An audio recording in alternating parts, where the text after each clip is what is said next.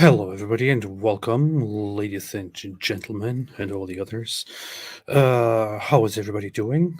I hope we are having a fantastic, great day today. Uh, Excuse me for the little small delay that we have experienced today, but for the rest of the show, everything should be going as planned. David, We how don't are you? have a we don't have a plan here. You Well, literally just said you have nothing. Okay. All right. Okay, we're professionals. We're professionals. See, that's what you got to take away from Tate the other day. He was spouting complete nonsense, but he just kept saying, "As a professional, I'll have to say, as a professional, well, if I approach this as a professional." So, there. That's all you got to do. You got to sound like a professional.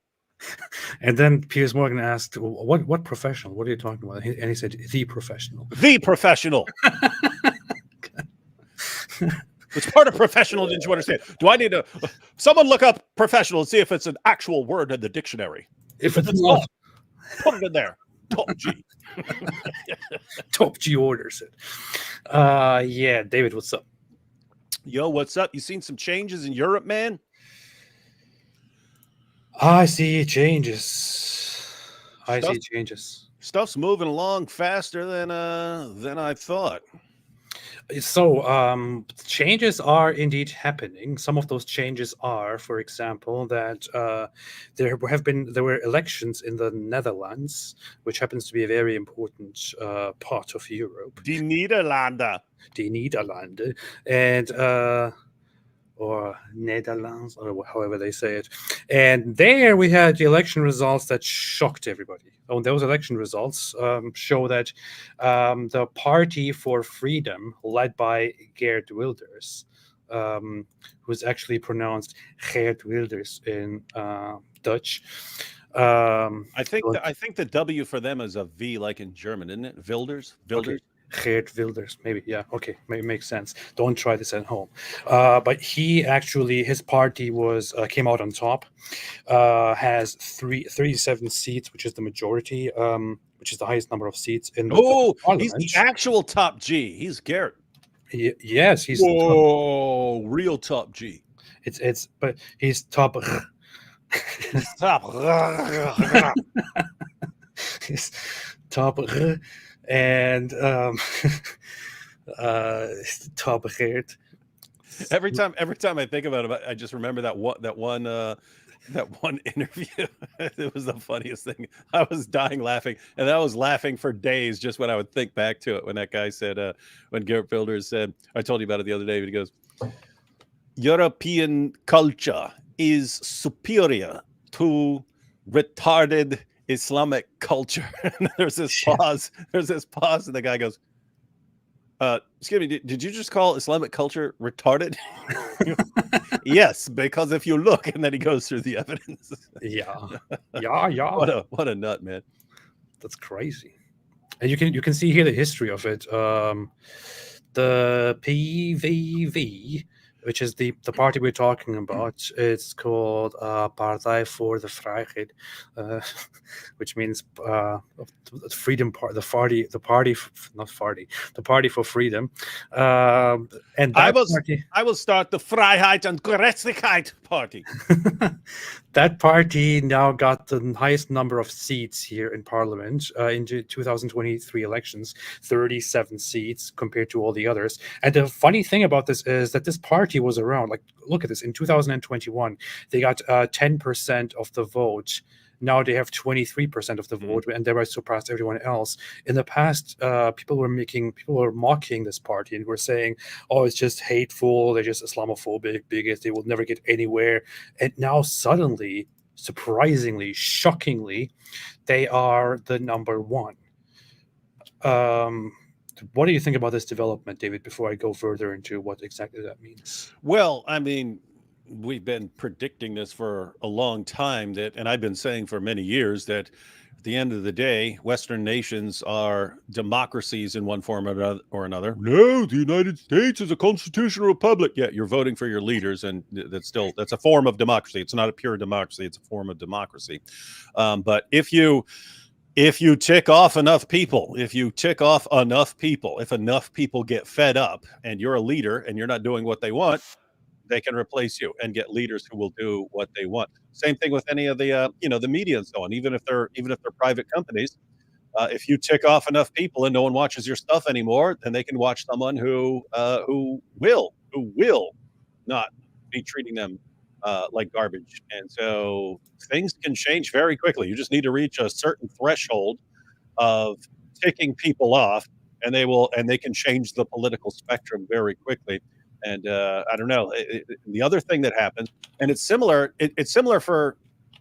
It can be whether for good or bad. There's this something that happens where someone does something and it sets an example for other people, and then other people do likewise. So you've seen that with like terrorist attacks and so on. Someone will decide, hey, I'm going to drive a truck into this crowd of people, and then like for the next year, everyone's driving trucks into crowds of people because they're like, oh, that really worked out. But it's a situation where things can fall like dominoes. People in other countries can look and say, wow, look what these guys just did. They finally stood up to it. What are we doing? We're not going to let them just stand up to it. So we're going to stand up to it too. And it can just happen in a bunch of countries in succession. Whether this is actually going to continue and not fizzle out, I do not know. But is interesting that so many things are happening in such quick succession. Yeah. Here we can see him be happy about this. Yeah, people were saying it looked like he didn't think this was a surprise to him. I know. It was a shock to him as well. Like they didn't expect to go this high. People suddenly had a change of heart after things. Some people say that this is because this is a result of after October 7, the whole pro-Palestine protests and the way it manifested itself in Western nations suddenly rapidly changed people's minds. Yep. And also what happened in the Netherlands is during this whole election period, lots of the parties that previously did not care much about restricting immigration switched to including restrictions on immigrations into their election campaigns, because that became like people became increasingly fed up. So the regular conservatives also started going anti-immigration to a certain extent, although, as many people know, in Europe, often conservative parties are not very anti-immigration. But I guess what happened, I read an analyst report, which is like one thing that might have contributed to Geert Wilders' victory is that those other parties also adopted anti-immigrant stances to appeal to the increasing demand. And people might have just thought, why then, vote for them when we can just go to the ones who have been advocating it for it seriously for the longest time, and that is Geert Wilders' party. They were the anti-immigration, anti-Islamization party for a very long time, and suddenly they came out on top. I quickly want to point out one important thing here. There was a headline on CNN which said something as stupid as the Netherlands Trump moment, populism, and so on. This is not really a Trump moment. Because in the Netherlands, the system is quite different. It is an actual very diverse parliamentary system. Being the number one party here does not mean the very same thing that it would mean in America. So here,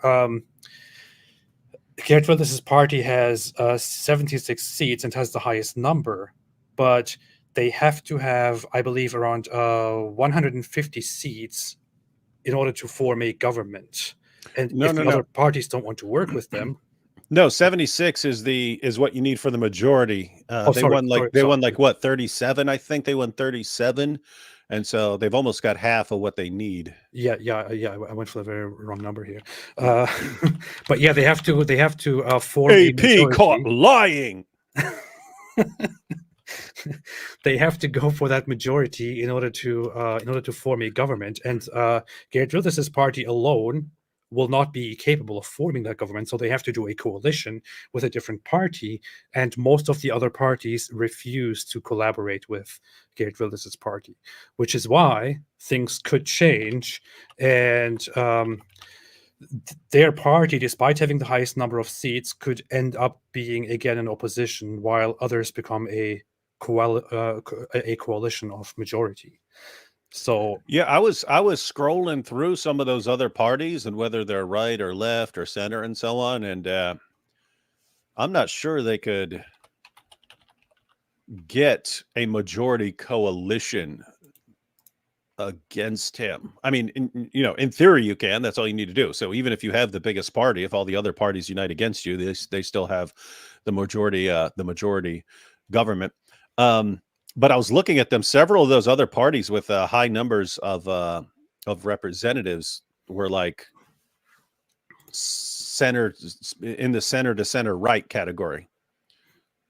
So in other words, it would be hard for them to side with someone on the left. So I don't know how you'd get it. Yeah. Here, The Guardian put together a graph here to show potential alliances, potential coalitions to form a government. So here is the threshold that must be reached in order to be able to form a government, and they then put different parties here together. The VVD, which is the traditional conservative party, the NSC, which is a relatively new, I think, right-leaning party. I'm not entirely sure. I don't exactly. I believe so. And yeah, it's a Christian Democratic Party. And then there's this left Green Party and so on. So they would have to form a coalition. That's what I mean. How are they going to fit in with those other two groups? I know it's like very hard, and it might be a very painful process over the next weeks or months, where they might be unable to actually form a government. This happened in Germany in the last elections. They couldn't agree on what kind of coalition they would do. The parties couldn't agree with each other, so they had to make a bunch of compromises in order to then come together and form a government. So that might be the case here as well. We will just have to wait and see. And those negotiations are actually what's kind of exciting about this multi-party system in Europe, where these parties actually have to end up making lots of compromises, agreeing, okay, how about we let go of this? How about we stick to this policy? Okay, we will not do this one, but we will agree with you on that one. And in the end, they eventually manage to form a government. If that happens, there could still be a government led by the PVV. The fact that they have the highest number of votes is like puts them in a very advantageous position. But we'll just have to see. We'll have to see how. If that happens, and if they have a lot of say here, then let's look at a video and see what kind of stuff Geert Wilders in the past advocated for. Let's look at that, shall we? European culture is superior. So this is an older speech by him given to the parliament, but let's have this one. Zijn dus niet een paar rotte appels die het voor de rest van de moslims verpesten. Hou op met het verkondigen van dat onzinsprookje, zeg ik tegen de premier. Dit is een grote meerderheid van 700.000 moslims die onze vrije samenleving verwerpt. 700,000 Muslims out of 900,000 who reject our free society. Vrije samenleving. Yeah, he's pointing out that after every terrorist attack or riot or whatever, it's just a tiny minority. Same thing we've been dealing with for years. Until you actually start looking at statistics, and lots of things turn out to not be tiny minorities. Yeah, that's very Islamophobic of you to say. Yes, it is racist of you. En u, meneer de minister-president. You, Prime Minister, have an imported a monster called Islam into our country. Een monster geïmporteerd naar ons land, dat ons land in groot gevaar heeft gebracht. Daarom een aantal voorstellen voor de 100.000ste keer, mevrouw de voorzitter, aan het kabinet. 1. Erken dat de islam een geweldige ideologie is die en terreur met zich meebrengt. En dus So number one suggestion is recognize that Islam is a violent ideology that comes with hate and terror and has no place in the Netherlands. Harsh. Niet bij Nederland hoort. Number 2. 2. Sluit onze grenzen onmiddellijk voor asielzoekers en immigranten uit islamitische landen. Wow. No asylum or immigrants from Muslim countries. I would put a question mark after and say, what about Christians? Or Yazidis. This is the thing. He specifically says, close our borders to asylum seekers from Islamic countries and immigrants from Islamic countries. So not all the others. Like after the whole Ukraine-Russia war, after the invasion by Russia into Ukraine, there was a whole discussion on, so why are all those people who were against refugees now suddenly okay with Ukrainians coming into into their countries? And here, Geert Wilders also makes the suggestion: asylum seekers and immigrants from Islamic countries. He specifically says that. He specifies that. And there's just a huge difference between taking in Ukrainian asylum seekers or refugees, because okay, once that war's over, they're going to be happy to go home, as opposed to asylum seekers from Muslim countries who are not going to want to go back home because most of their countries are Sharia compliant hellholes. Yeah, lots of Ukrainians might also stay. That happened in the past, by the way. There are lots of Ukrainians. I knew many Ukrainians when I was in Germany. Lots of them came and stayed, but they are not very different, And I mean, they are not the ones everyone points at and everyone knows for doing something wrong. And they're calling for jihad. Ukrainians want to take over the world. Yeah. Islamitische landen. Zeg Schengen op en voer weer eigen grenscontroles in. This sounds kind of sad that he says reject the open borders and reintroduce border checks. In Europe, you can very much freely travel across countries, across borders without having to show anything, which is very convenient, very nice. Did that come in with the EU? Because I remember when I was a kid, I went to some countries and you actually got stopped at the border and had all your passport and everything checked. I'm not sure if it started with the European Union, but there is an agreement called the Schengen Agreement, which is, I believe, part of the European Union. It is a policy of that, and according to that agreement, it's like the member states open their borders for everyone to freely get in and get out. It has been here for, I don't know, 2 decades or so, I think, or more even. Isn't it cute, by the way, Europe trying to be like the United States? Yeah. Hey, let's just all combine. We'll be like the United States. Yeah, that's working out really well for you. Well, at least they never really agreed to become a federation. If that happened, this is one of the great fears of right-wing parties like his party and many others, that these European leaders could eventually propose the absurd idea that we should actually become one country. And yeah, lots of people don't want that. 3. Begin met het ontmantelen van de instituties van dismantling institutions such as mosques. van al die moskeeën die buitenlandse And begin with all those mosques that receive foreign funding. For example, the Diyanet, het Turkse ministerie van Godsdienstzaken, de basis. Nice. Niet wij. I completely agree with this point.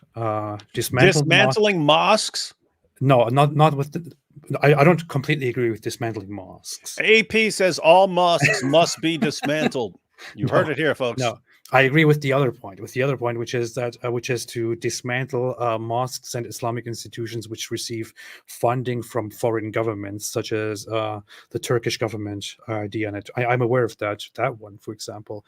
The Turkish government has a lot of influence on Muslims in Europe by directly, funding mosques and instructing them with what to preach, what to teach kids, and all of that. It's just it is kind of weird. It's like you are directly having a foreign country that doesn't like your way of life.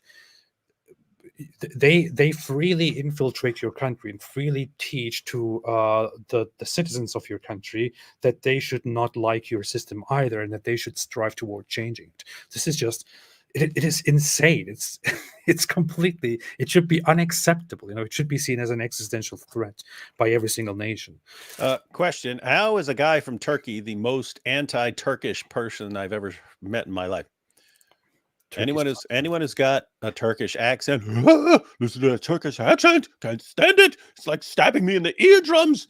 And then this, yes, dismantle all mosques, like Turkey. Number 4, lock up everybody who threatens with violence. Let's see. 4, sluit iedereen op die met geweld dreigt of geweld gebruikt, of zet ze ons land uit en pak die honderden aanhangers en die duizenden sympathisanten van de jihadistische beweging in Nederland, als het moet, preventief op. Wait. And lock up the thousands of sympathizers of the jihadist movements in the Netherlands, lock them off preemptively if necessary. Preemptively. We seriously think you're going to commit a crime, so we're locking you up. Yeah, we're just locking you up in advance. You know? I really don't like your beard, dude. We're locking you up. Als het moet, preventief op. En 5, voorzitter, vraag alle scholen. I love this point here. Number 5. That's funny. Ask all schools, newspapers, media to show a Mohammed cartoon. Kranten, media, om een Mohammed cartoon te tonen. Niet om te provoceren, maar om te laten zien dat wij nooit wijken voor bedreigingen en geweld. To show that we never give in. Achter onze vrijheid staan. And that we proudly support our freedoms. Yes. By the way, just imagine how that would be. Like if you're just driving down the street and there's like Muhammad cartoons on billboards and so on. Yeah. You'd have to think twice about whether you want to raise your kids there in that kind of environment. So he sounds like he's in general trying to make it less Islam friendly there. Yeah. And you know what's funny? I'm just imagining a situation where you drive down the road and you see Mohammed cartoons everywhere. I can very much imagine that the average Muslim will start complaining that this is like pure oppression. It is like in one of those terrible movies, like a post-apocalyptic world. It's like I don't know, 1984. Yeah, when these same guys want to behead you because you disagree with them. Yeah, that's totally fine. That's totally fine. But not showing a picture of their fake. Yeah. Body. How dare they do this? How can we even live here peacefully when there are cartoons of our Prophet Muhammad? Yeah, you know where there aren't cartoons of Muhammad? In Saudi Arabia, Pakistan. Go there. Keep in mind that's kind of like a litmus test. It's like, okay, if you really want to move here, if you really want to live here, and you are going to appreciate our freedoms, then we have the freedom to make fun of your prophet, and we need to set an example that we ordinarily wouldn't need to insist upon. But since there are so many people who worship your prophet, who are ready to kill over cartoons, we kind of have to make an example. We kind of have to set an example here, and we're going to put cartoons all over the place to test whether you're going to be okay with it. I've never heard a more Islamophobic thing in my life. But what are you going to do? That's what we get. That's what you get. To wrap up, I have a message for all the Muslims in the Netherlands. Boodschap aan al die moslims in Nederland. Die onze vrijheid, onze democratie en onze kernwaarden niet respecteren. Die de regels van de Koran belangrijker vinden dan onze seculiere wetten. En dat zijn er veel. 700.000 blijkt uit het onderzoek van professor Koopmans. En mijn boodschap aan hen is: wegwezen. Vertrek naar een islamitisch land. Dan kunt u genieten van islamitische regels. Dat zijn hun regels, maar niet de onze. Dit is ons land. Niet uw land, maar ons land. Dit is Nederland. My message is: get out. Don't let the door hit you. Bye-bye. I mean, it sounds harsh what he says here in the end, but there is nothing wrong with it at all. It's a very simple and actually very logical step here. My message to them is, to those who value, Islam's values and Islam's rules more than this country and its values, my message to you is very simple: get out. Get out of here. Leave, go to a Muslim country. En mijn boodschap aan hen is: wegwezen. Enjoy life there. Vertrek naar een islamitisch land. Dan kunt u genieten van islamitische regels. Dat zijn hun regels, maar niet de onze. Dit is ons land. Niet uw land, maar ons land. Dit is Nederland. And that's such a simple point. If you want Islamic law, go to a country where they have Islamic law. If you don't think it's Islamic law enough for you, then try to make changes there where they already have a foundation of that, instead of like coming here and then saying, no, we have to institute the same rules as the countries we all fled to get here. And it's a very simple point. You want Sharia? I mean, my goodness, go to Afghanistan. Bring some food. They'd love to have you. It's and you know what's so funny? I will get a bunch of people here after this, after agreeing with that final statement from Geert Wilders. I will get people here who will say, "What? I can't believe you're saying these things. This is very disappointing. How can you become such a fascist so far right?" Yep. When all we are saying is, those who say, "Hey, you know what? I value my Quran's rules more than your secularism and democracy. I Yeah. hate it. Yeah, They should go. because They should leave." But yeah, because we apparently know that's too yeah, harsh. because if that's your message, then we know what your ultimate goals are, and it's not good for the people in this country. And so it's keep in mind, I'm not saying one word about getting rid of Muslims or kicking Muslims out. Not one word. It's if you prefer Sharia, stop trying to make Sharia here. Go to a place that has it. If it doesn't have enough Sharia for you in some Sharia compliant country, go there and try to tweak the system rather than moving to other countries that you like way better and then trying to destroy them. Yeah. All right.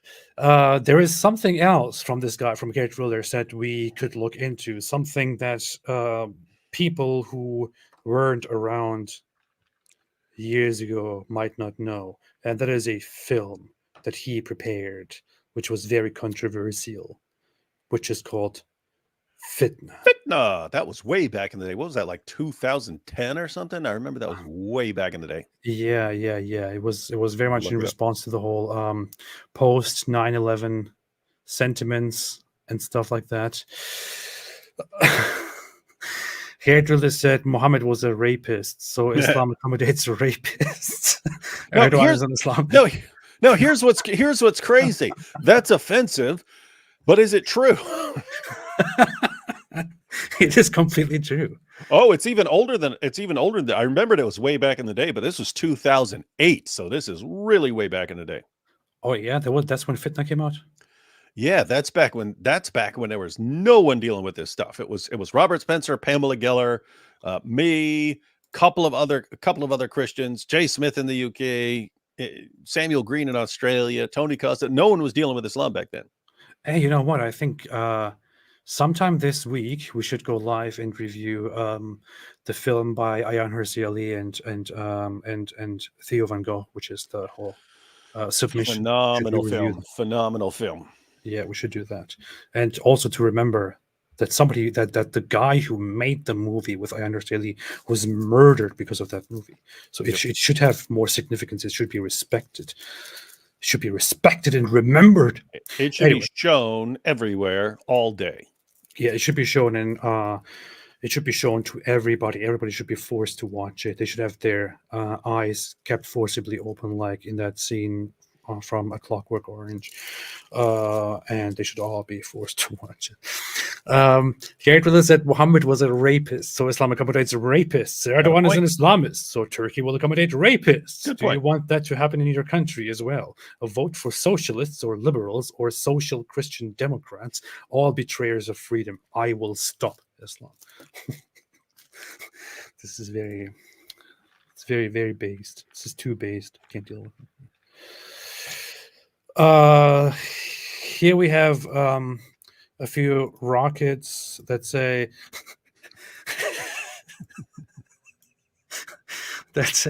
we have been trying to reach you about your car's extended warranty. What's wrong with you, man? That would be funny, like a message to Hamas. Yeah. Hey, Hamas. Here we have some guy here trying to be smart and responding to a peaceful Muslim who's just expressing his beliefs, who said Moses was a Muslim, replying with Muhammad was a Satanist. What a bigot. What a jerk, man. What a complete jerk. What an idiot. But here we have another video from Talk TV, in which it says a Talk TV investigation has unearthed footage of hate preachers in several UK mosques. What? Impossible. They're just there. Israel-Hamas conflict. No, they're just there promoting peace and tolerance. Alhamdulillah, that's what they always do. That's what they do. Let's see. Let's check this out. Now, Israel's war on Hamas has sparked suspected hate preaching in some of Britain's mosques. A Talk TV investigation today reveals footage of preachers in several mosques calling for Jews to be killed and Israel to be destroyed. Is that guy not wearing an undershirt? Of evidence to police and officers. I can see his red skin through his shirt. I think that's a reflection from a light or something. Actively investigating. Don't be a pervert. Holly Hudson has this exclusive report, which comes with a warning that I could see his nipples.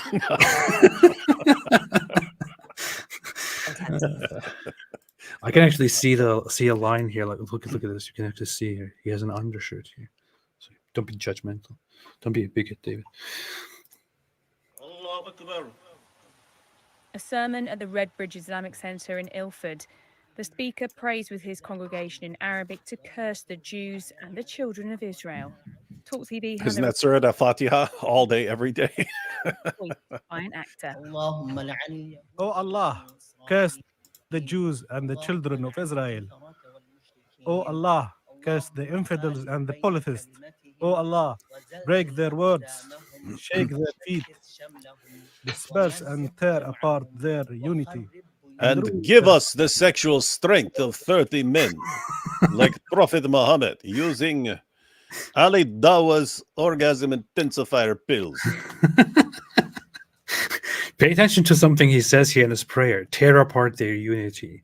There is this constant messaging in Islam among Muslims, which I learned too, since I was a very young little dumb child, that I heard from my parents and from many others whenever I went to congregations, which is that the disbelievers, the enemies of Islam, the non-Muslims, they are all allies of one another.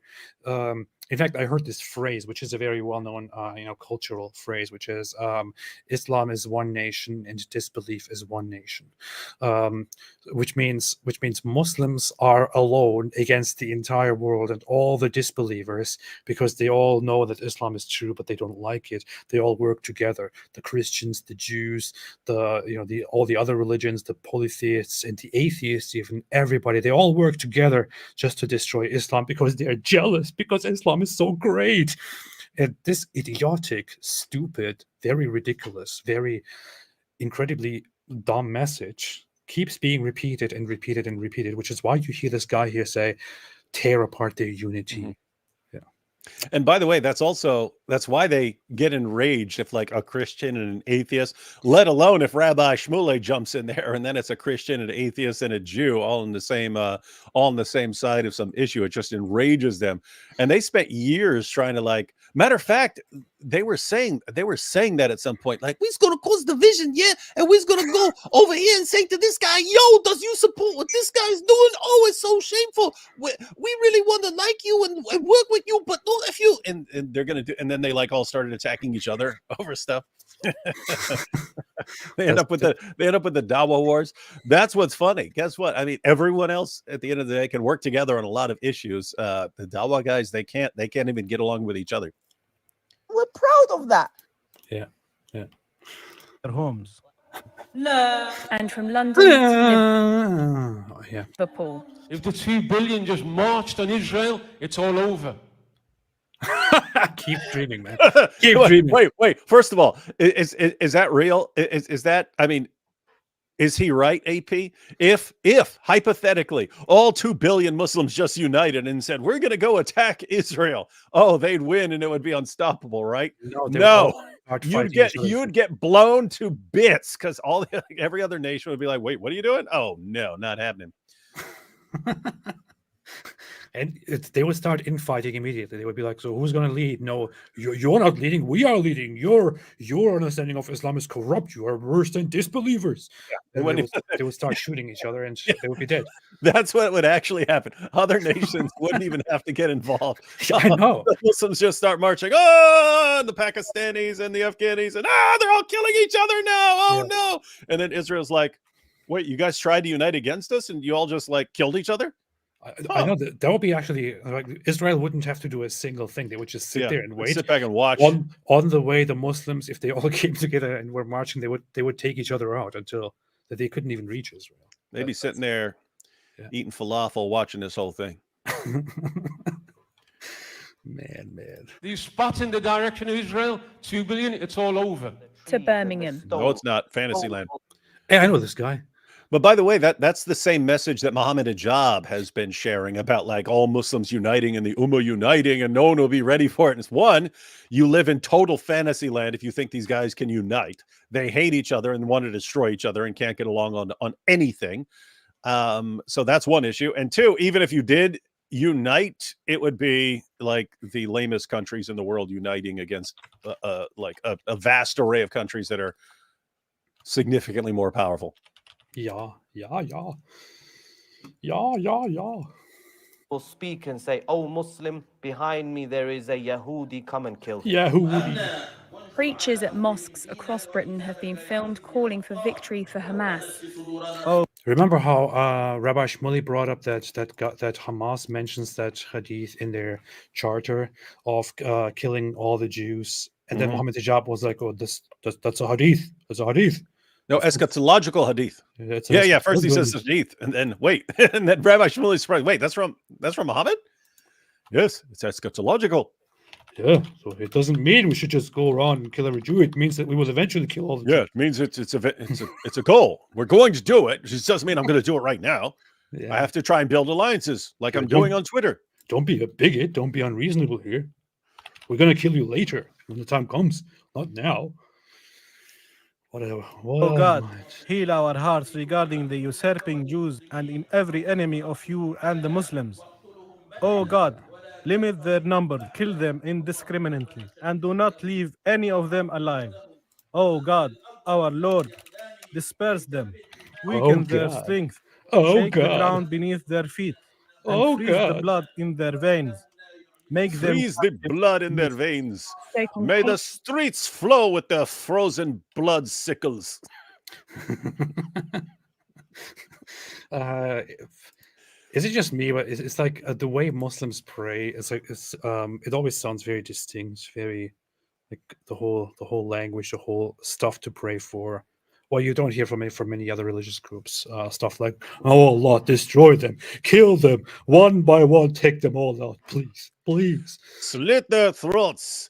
And after slitting their throats, disembowel them, pull their guts out, and shove them out of windows. Oh Allah, defenestrate them, and let them fall out of the windows, but be cut by their entrails, and hanging there for all to see, and for us to laugh at and mock.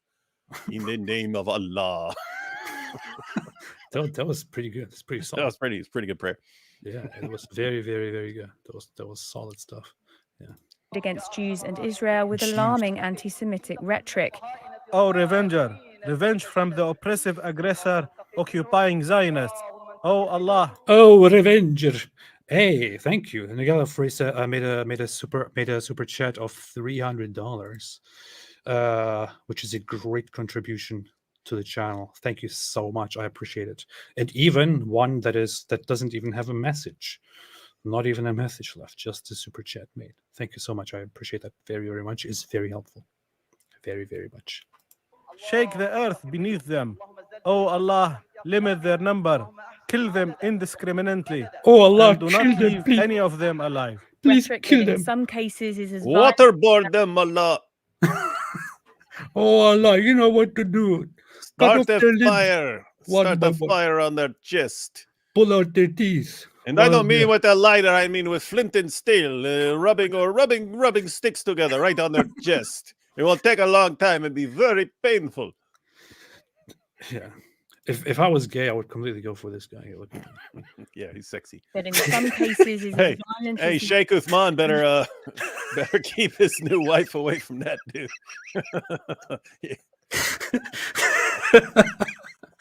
Oh man. And this guy's hook, like nice man. The known hate preacher who delivered sermons at I gotta admit, that's cool. That's the cool part about this dude. In Greenwich, this speaker ended his prayers with calls for Allah to grant victory over the enemy. Met said while it understands the footage raised concern in Greenwich, no offences had been committed there. Wait. Delivered sermons at Finsbury Park Mosque. What did that guy steal? Shut down, and he was deported from the UK. In Greenwich, this speaker ended his prayers with calls for Allah to grant victory over the enemy. The Met said while it understands the footage raised concern in Greenwich, no offences had been committed there. Okay, see that's the thing with free speech, right? So Yeah. if he ended his speech just with that, which is actually very common. I heard that is one of the most common things that I can say is militaristic and offensive when you understand it, but that I heard lots of times in my life in mosques where they would pray, "Oh Allah, give us victory over over the enemies of Islam, over those who do this and do that." But if you just say that, there is nothing really incriminating about it. Yeah, especially even if you're saying, "Oh Allah, please destroy these guys, crush them, kill them indiscriminately, chop them to bits, chop them to pieces." Not against the law to be praying for God to do something to people. Yeah. Something good to people. Yeah. Being committed there. Jewish groups, though, say that police aren't doing enough and are calling for prosecutions in some cases, warning that some of these sermons could lead not only to hate crime, but extremism and even terror. There is no difference between the rhetoric in the Hamas Charter and the rhetoric that is on display in these videos. They are utterly hateful, they are violent, and they are a threat to both Jews and non-Jews in this country. There is a real risk of more than just one person being encouraged by this rhetoric to go out and take action on the streets. And we've seen how bad that can be in the past. And that's the concern, is that Allah fulfills his purposes through human actions. And so if your mosque leader is praying, "Oh, Allah, do this," well, what are you really praying for? When you're saying, "Allah, kill these people indiscriminately," you're not praying for something miraculous. You're praying for Muslims to go and kill them indiscriminately. And so you get that message. And so that's his concern there. But notice, you could bring this up to Muhammad Hijab or Ali Dawah, and they would say, "Oh, no, this is free speech." But these are the same guys who flip out over a Muhammad cartoon, right? Yeah. That's pretty messed up. Pretty messed up. You know what the thing is? In the whole, this just reminded me of this group, Islamic Jihad. Lots of people might have heard in the context of the Israel-Palestine conflict and the current Israel-Hamas war, the name Palestinian Islamic Jihad. This group is actually separate from Hamas, and they are allies of Hamas, and they are much more explicit in their idea to this day that they think it is an Islamic duty upon them and all Muslims to fight the Jews and eradicate any kind of homeland which they might have, because it is a corruption on the earth and it is their duty to end it, and that Allah promised Muslims that they would eventually do this. They believe it is in their lifetime they will probably fulfill the prophecy of fighting and killing and eradicating the Jews entirely.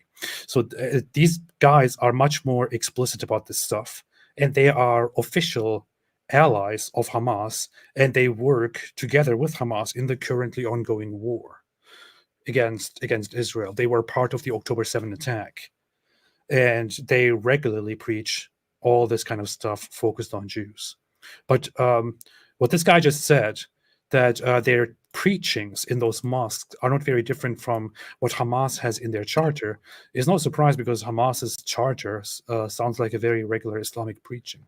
Sounds like something you can hear in a mosque. Mm-hmm. Etsky said Japan has certain laws against Islam. I remember from several years ago that some people were saying that Japan has some restrictions against Islam. I think when I fact checked it, it turned out that it was a little bit untrue. But I do believe that they have some immigration restrictions by country that might be in place. But yeah, Japan is not very welcoming, not as welcoming as Western nations. Well, if you had repeatedly had your cities destroyed by Godzilla, you wouldn't be too friendly towards outsiders either. Yeah, that was probably the reason. I think it's It pretty much leads back to that. You're right. White Lily made a super chat and said, David Wood's new clip, I can see his nipple. Yes, news clip. Okay. Seriously. Nick H said, Defo watch Doctor Who, Power of the Daleks, wildly apt. I used to see that when I was a little kid, like 6 years old. They play the Doctor Who intro where it's going through a tunnel pointlessly, and then it's going woo. But the show was so boring to me that I couldn't watch it, so I never found out what was going on. But I love the intro. I've watched that like 10,000 times and then just stopped afterward. I haven't watched a single moment of that in my life so far, so not sure if I'm supposed to change that. Probably not. has confirmed that police are assessing video evidence from 4 of the 7 mosques we've highlighted. The Charities Commission is also examining some of the footage, as the majority are also linked to registered charities, meaning they receive taxpayers' money. In a statement, they said, we are aware of a significant number of serious concerns, which largely concern allegations of anti-Semitic or hate speech. We're assessing them, and if there has been any wrongdoing, we'll take action. They won't do Talk anything. TV reached out to all of the mosques and figures featured in this report. Redbridge Islamic Centre declined to comment directly to us, but previously said it launched an immediate investigation and decided that the imam will not be allowed to address worshippers again until it's concluded. No other mosques responded. Not good enough. Not good enough. Shut them down. Shut them down. Hey, anyone in the chat, moderators, anyone who likes to help, there was a video by this guy. Some people might remember. He talks about signs of jinn possession. I looked for it earlier, but I couldn't find it. If anyone has a short clip of that, please send it to me. I would like to look at that here because I found it funny. When I was in Dearborn years ago, they had a giant billboard for jinn busters.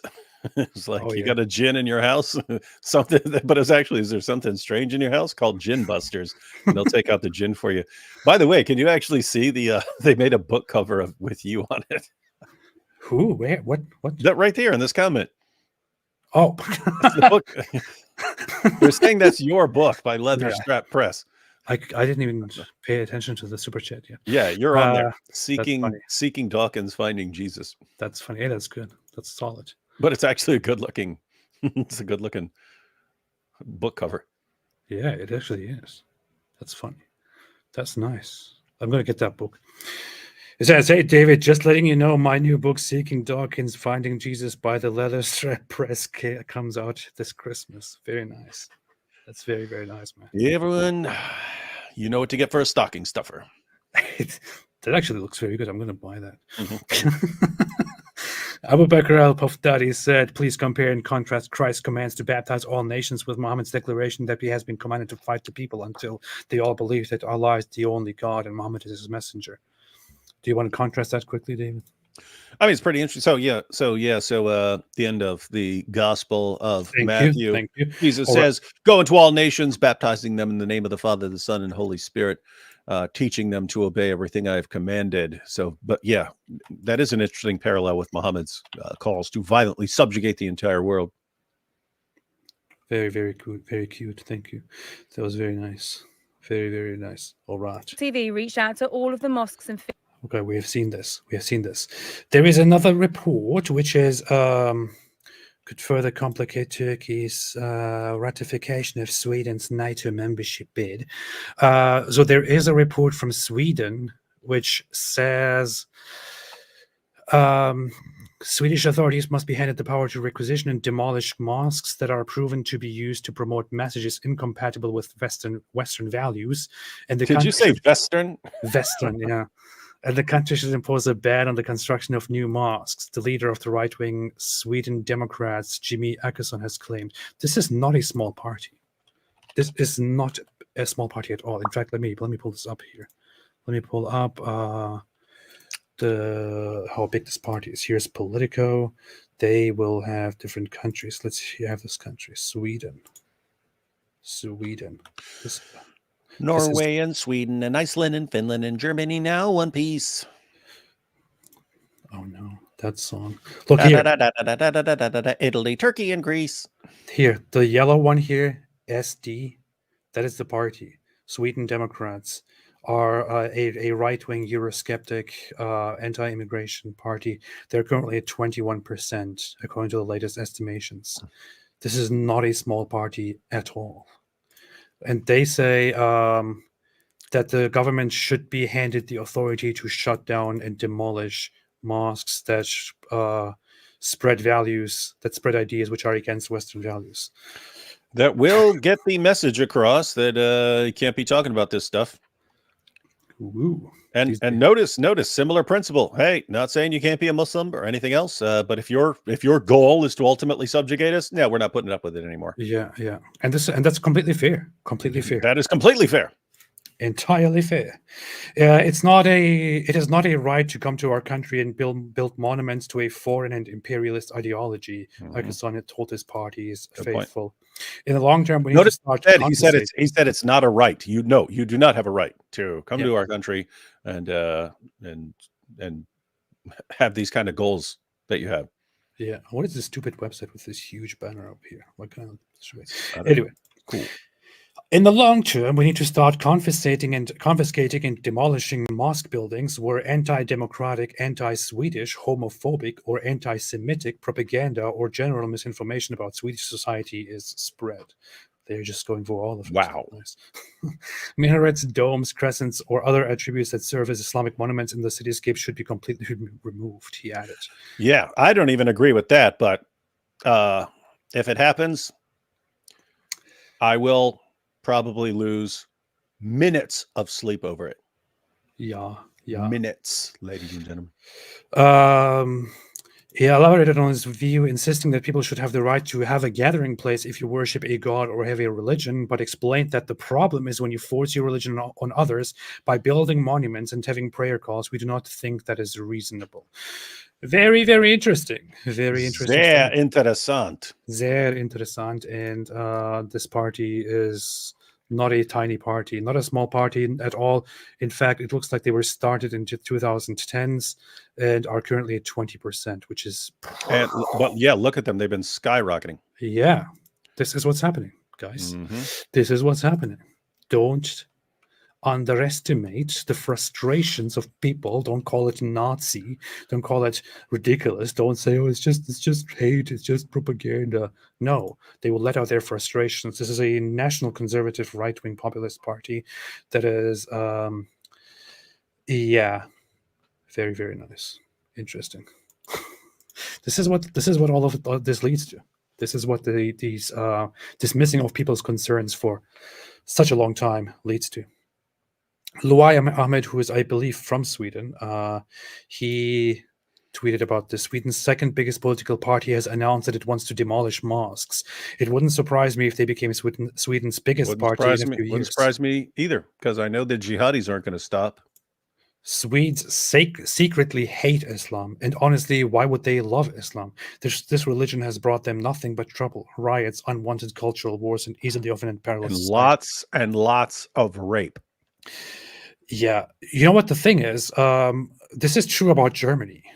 Lots of people think Germany is too soft, too tolerant, too naive, too this, to that. But the German population, they don't like Islam. They don't like Islam, and they are not very much okay with the idea of having more and more Muslims. I can think of one German who really liked Islam, AP. Oh, who is that? Who is that? What are you talking about? I'm not going to name any names, but he was so evil that he totally ruined a mustache style forever. I know that. I wanted to have that mustache, but then it's like I can't because of that guy. I mean, that's like Judas completely ruining the name Judas, which was one of the most common names there were back then, and just completely ruins it for all time. This guy ruined an entire mustache style. No one can have it anymore. Isn't Judas in Hebrew back then just Yehuda? Isn't that it? Yeah, notice no one names their kid Judas anymore. That's fun. That's nice. That's cool. I'm gonna name my child Judas. I'm never going to have another child, so yeah, not going to happen. I think I told you before we wanted to name our second son Judah, and my wife's mom, who's Filipino, is going, that sounds like Judas, right? And and right before our kid was born, she walked up, she goes, I give you $1,000, change the name. I said, deal. And so when our third son was on the way, I was talking to her. I said, yeah, so we're naming our third kid Beelzebub, unless you want to pay me up. Sanke said, David Wood, long flowing locks, Christian, AP, shameful hair that doesn't even go below his eyebrows, atheist, draw your own conclusions. He's wrecking atheism, man. He's been making these posts recently. And it's cool because he doesn't even force his view on others. He just states the evidence and then says, draw your own conclusions. Yeah, but you can't do that, man. This is illegal. Abu Bakr Puff Daddy said, AP, did you eat turkey? Yes, I did. I did eat turkey with a capitalized turkey. I did eat it, yes. Yeah, we also ate the other turkey. We fry ours. We fry them. We fry our turkeys every year. You fry all of turkey? We stick a giant turkey into boiling oil. Oh, okay. I fried the entirety of turkey. Swiss Apologetics said Ridwan could never marry a 9-year-old because he finally arrives. She's already 18. That's good. That's good. That's good. See, unintentionally legal. Yolanda Young made a super sticker. Thank you so much. I appreciate it. Appreciate it very much. Thank you, Yolanda. Francis Bouillet said, from river to the sea, would you like a cup of tea? Here is shekels. God bless and have mercy on us. Amen. AP needs Jesus. Love the sinner, not the sin. This is very, very interesting. From river to the sea, to tea, to shekels, to God and sin. Everything in here. This is brilliant. This is brilliant. From the river to the sea.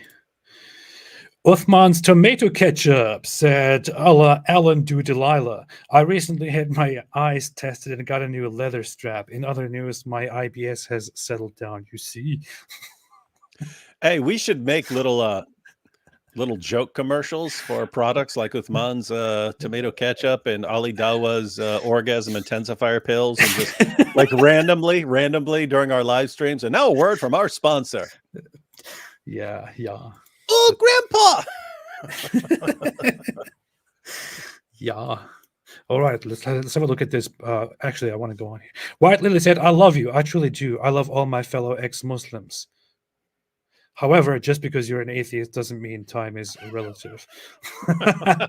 Burn. That's a sick burn. Burn. I feel that. That's yeah. Well, not sure if I should send the love back now after this, but yeah, thank you, White Lily. I appreciate it very much. Time is relative. All right, let's see. Did you call it the? Go back to that thing you just posted. The leather lens. Now that Geert Wilders just got elected king of the leather lens, will AP stop being late? Leather lens. The leather lens. That's good. What are we watching, David? Oh, Fitna. I haven't seen this since I watched it when it came out. So you're talking since it's 2008. You're talking 15 years ago. What is Fitna? What are you talking? Geert Wilders put this out, and I remember it got banned everywhere, and then he had to put it on LiveLeak, which was a YouTube alternative. I don't even think it's still. I think LiveLeak eventually died. Yeah, so he put it on LiveLeak, and that boosted the popularity of LiveLeak for a while because everyone went over there to watch it. Hey, this is like a joke, but it's actually real. Breaking Hamas official statement. We strongly condemn the statement of the Dutch extremist Wilders, who calls for the displacement of our people to Jordan, which calls for widespread international condemnation. We in the Islamic resistance movement condemn in the strongest term the racist statement of Dutch extremist Geert Wilders, in which he, so he his position is there's already a place for Palestinians. It's called Jordan. So, but imagine Hamas calls you extremist, racist, appeals to international law, United Nations, accuses you of being fascist. Yeah, it's the same thing. We're going to kill you all. We're going to kill kill every Jews. We're going to wipe them out. We're going to rape the girls and kill the baby. We're going to take the hostages. And wait a minute, we're the victims here. Yeah, we're the victims. Man, wild stuff. It's a wild world. So this is the movie by Geert Wilders from 2008, where he causes fitna by causing corruption and bringing controversy into the world by pointing out that Islam is full of controversy. Let's see.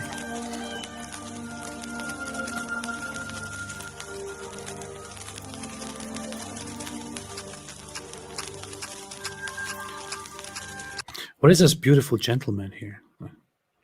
Yeah, that's the most famous of the Gillan's Posten cartoons. That led to the Danish cartoon controversy. That's the most. That's my favorite one of the cartoons as well. Nice. But I mean, think about the message that was way back in the day. It was that Islam is basically it's a time bomb. The fuse is lit, and it's not going to end well.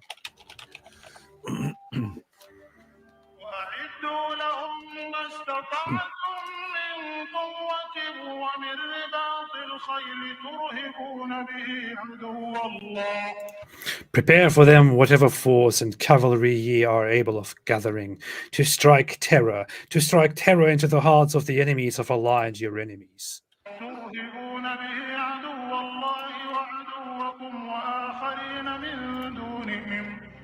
It's very Islamophobic. What is this? It is. Ooh. What happened here? According to Ilhan Omar, some people did something to someone. Well, it looks like an accident.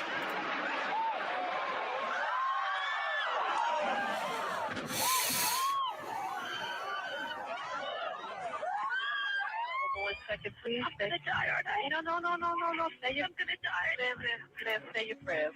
And we're gonna think positive because you gotta help. Boy, I forgot about this, man.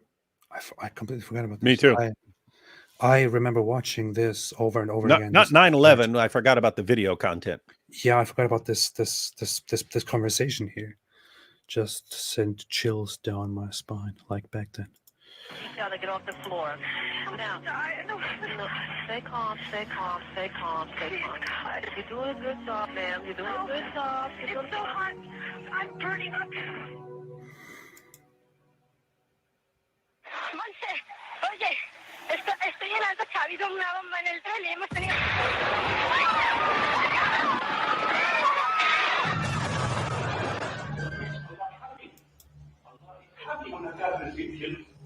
والمشركين أعداءك أعداء الدين اللهم احصهم عددا وقتلهم بددا ولا تغادر منهم أحدا.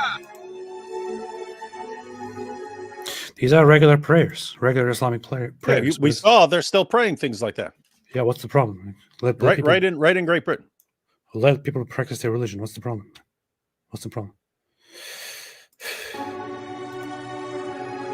Thank you, Irregulator. Thank you so much.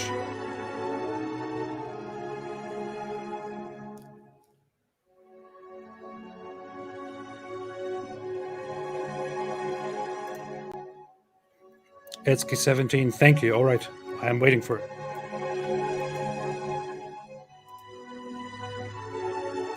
This is too graphic.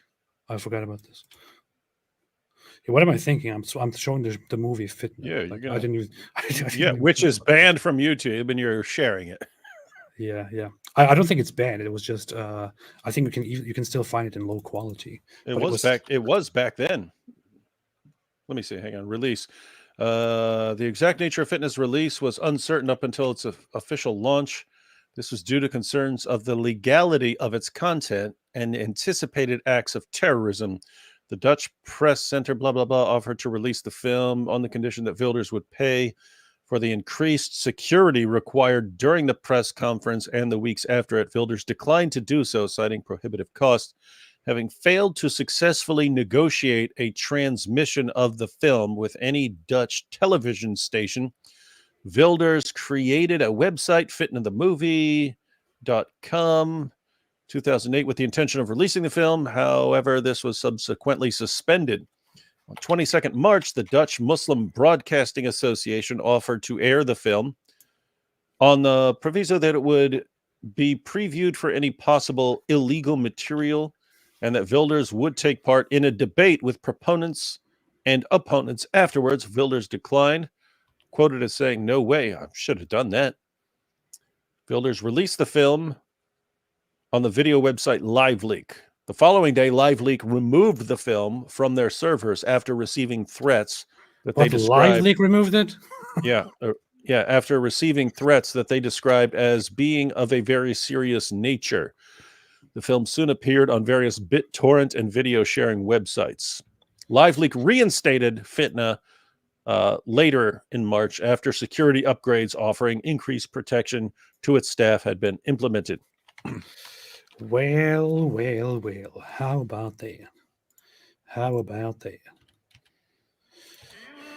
It's not banned. YouTube doesn't have a rule against it or anything. So.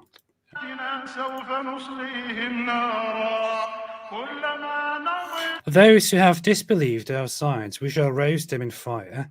Whenever their skins are cooked to a turn, we shall substitute new skins for them, that they may feel the punishment. It's a scientific miracle. A scientific miracle. How could anyone know that skin has something to do with feeling pain? David is not just making this up. That's one of their most common arguments for the scientific miracles in the Quran. Yeah, this is an actual claim made by people. It's so ridiculous, man.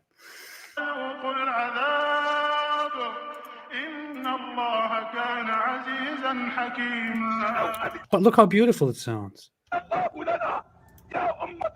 right before you say, look how beautiful it sounds, you got this guy. But look how beautiful he sounds. Look what he's quoting.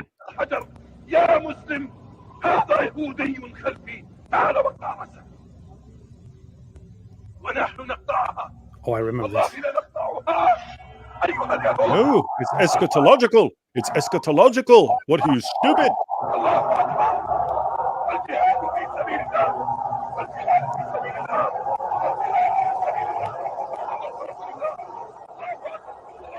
Seems like a lot of people take this eschatological hadith pretty seriously here. No, what they were actually shocked about what he's saying, and they were protesting, like, "Hey, don't say that! Don't say that! I don't like it." That's what they're all booing him. Yeah.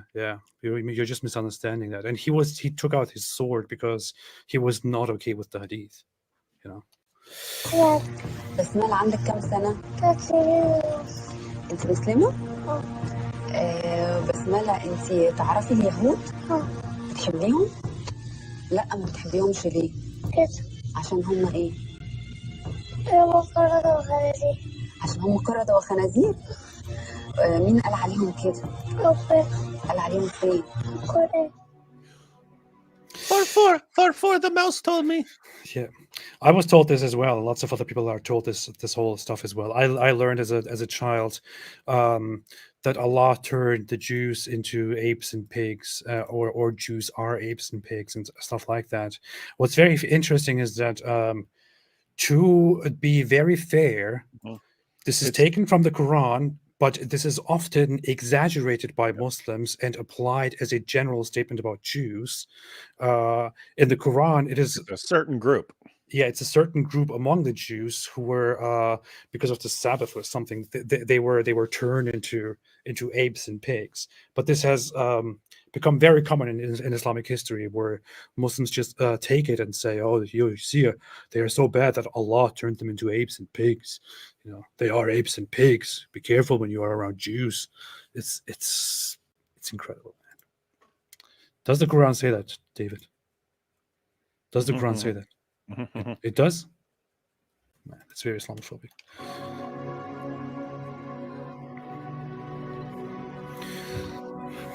Non-profit organization. I'm not going to read that.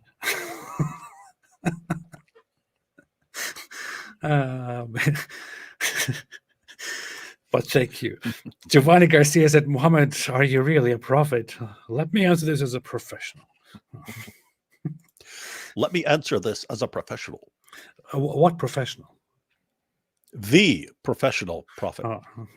Messianic Apostate said, David, you didn't answer my question on your thoughts on the crowd that says refugees are welcome and keep the immigrants, deport the racists. Pretty moronic. Pretty moronic.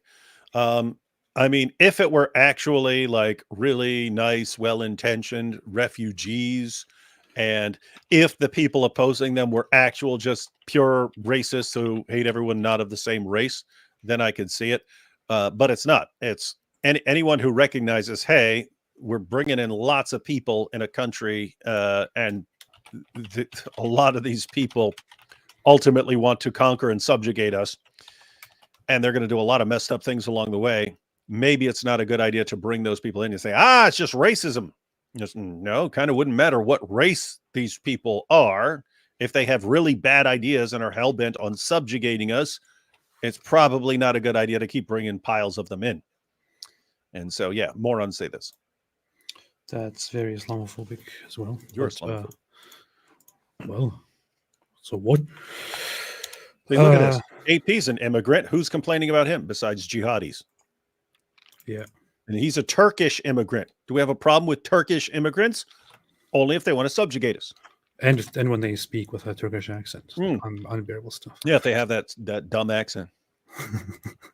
Regularly around us. Are all of these things from the Sunnah? If they are, then how do we use them? If they're not, then what's the proof and evidence that we should not use them? And how do we actually make ruqya? And we're going to discuss how to make ruqya. Who did not keep number. I turn this on this video for a specific reason. Let's see. Oh, okay, wait. Scholars, and it's something that can be sensed as well. So, jinn possess people for three main reasons. Number one, out of love. So jinn, they fall in love with people. And this is extremely important for our sisters especially. So, for example, you're leaving the house and you're not wearing the correct hijab. You're not properly covered. A demon, a jinn, sees your big round bosoms, and what does he do?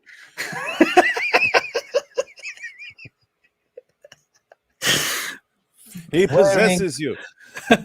A lot of makeup, and you have beautified yourself. You have a lot of makeup on. You go outside, and of course, jinns. Yes. You're like, oh, I can't withstand this. Look at this. I mean, we can understand this. Think about the perspective of the jinn. He sees the big round butt shaking. He's shaking right in his face. What is he going to do? Not possess you? Come on. Come on. Think here. And then the makeup, of course. Yes, and then the makeup all over your face.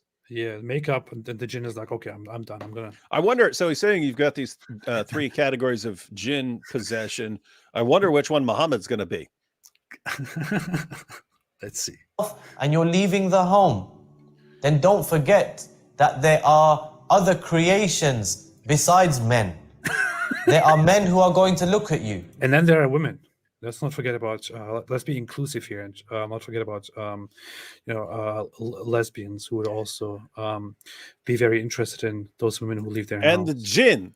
And the jinn may be a boy jinn, or it may be a girl lesbian jinn. And the girl lesbian jinn, you may want to do something with you. You could actually make this case for Muhammad, where, I mean, think if Muhammad, he pull his shirt up so man can kiss him up and down. You got the gay jinn over here. He's looking at this. Right? He's just saying this. Oh, smooching him all up and down his milky white flesh. Of course, that Muhammad's going to be possessed by a jinn and start Islam. Man. But at the same time, a jinn may fall in love with you. Hey, hold up. I got another theory. Check this out. Right?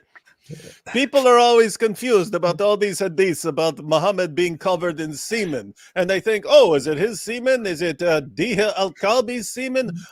You're ignoring. What about the jinn, right? The jinn, they keep seeing him pull up his shirt and people smooching him all over his body. What the jinn do? The jinn's looking at this and all of a sudden, skeet. Jinn semen all over Prophet Muhammad. Aisha has to come wash it off so he could go pray at mosque. Yeah. That's wild. All the gay jinns. Man. This is so messed up, actually. Like, it sounds ridiculous. It is very laughable. Like listening to this guy explain to us how if women leave the house with too much makeup on and this and that, jinn falls in love with her. They should be very careful. But there's something really bad and something really disgusting about this, which is that this is a perfect way to scare women and to control women who end up who believe what this guy says is true, so they cover themselves up, they don't go out of the house, they do exactly what the man says. They think, oh, I don't know about this man, he taught me that jinns might rape me if I go out with makeup. If I go out to the store, jinns might rape me. So and then they actually feel controlled. This is a way of control. It's a very convenient way of controlling women, isn't it? Bad stuff. Something very, very common. I had a case where a jinn had possessed. Oh, look, it actually happened. A sister. She was waiting at the bus stop, and the jinn fell in love with her. She was walking through a park, and the jinn followed her. She was waiting at the bus stop. Skated all up and down her. And it actually possessed her. And when they fall in love, they're very, very difficult to remove because their love. They keep pumping you. She was sitting at a bus stop. That's what the jinn was waiting. But don't worry. If someone catches you with the jinn, you just say it's Angel Gabriel. No problem. This is what Muhammad did when he got caught. According to Islamic tradition, according to the Hadith, according to Muhammad, jinns eat they eat dirty stuff. They eat dirt. They eat bones. They eat dung and things like that. They are where people go pee pee and poo poo. The jinn is then hanging out there where there's pee pee and poo poo, and he's waiting there at the bus station where somebody did pee pee, and then the woman comes out and goes there to the bus station. She waits there for her next bus, and the jinn, while he's licking the pee pee from the floor, from the ground, he sees the woman and he's like, oh no, this woman is too beautiful and she has makeup. Oh no, what am I gonna do? I want to possess her. I fall in love with her. I want to rape her. So that's what happens. How it works. This is sad. This is sad. This is reality. We all know it's true. Fell in love with her, and it actually possessed her. And when they fall in love, they're very, very difficult to remove because their love is like almost a blind type of love. It's like, I would rather die. They love you unconditionally, it's very sisters. romanticized, and in this way, will say, hold on. We should write one of those romance novels for Muslim women. But notice it's similar to like that Twilight series where a vampire falls in love with a chick. Yeah. It's like this jinn, and anyway, falls in love with this girl who's showing off her butt at the bus stop, and he's sitting there eating, and oh, she's so beautiful. But then she falls in love with the jinn too because he loves her. He's the only one who loves her unconditionally. Her husband is always beating the crap out of her. Anyway, and it's a solid story. That's what that is. That would be an international bestseller in the Muslim world. That could be a twist of Twilight. It would be that. That's actually nice. That is nice. RM said, can you please explain this hadith? Sahih Bukhari 3404. Let's see what this is. Allah's messenger said, Moses was a shy person. That's Moses running around naked. Oh, this one? I never actually read this hadith really through and paid attention to it. This is one of those where I'm like, I don't care. You got to do it. One of the children of Israel heard him. His body was Moses was a shy person and used to cover his body completely, but not shy as Muhammad. Okay, because of his extensive shyness, one of the children of Israel hurt him by saying he covers his body in this way only because of some defect in his skin, either leprosy or scrotal hernia, or he has some other defect. Allah wished to clear Moses of what they said about him. That's what Allah concerns himself with all the time. So one day, while Moses was in seclusion, he took off his clothes and put them on a stone and started taking a bath. When he had finished the bath, he moved toward his clothes so as to take them, but the stone took his clothes and fled. I got your clothes. I got your clothes. You can't catch me. You can't catch me. Moses picked up his stick and ran after the stone, saying, "Stone, give me my garment! Stone, where are you going? Stone, give me my garment back! I'm naked! Stone, come here, come back here!" Till he reached a group of Bani Israel, children of Israel, who saw him naked then and found him the best of what Allah had created. His body was so sexy and pure and free from any deformation, any defect. It was wonderful, chiseled by Allah himself. And Allah cleared him of what they had accused him of. The stone stopped there finally because it realized this is very childish. And Moses took and put his garment on and started hitting the stone with his stick. And the stone started screaming like, "No, please, please forgive me, please, please no." By Allah, the stone still has some traces of the hitting, 3, 4, or 5 marks. This was what Allah refers to in his saying, "Oh, you who believe, be you not like those who annoyed Moses, but Allah proved his innocence of that which they alleged, and he was honorable in Allah's sight." This is so profound, man. This is amazing. It's powerful, powerful hadith.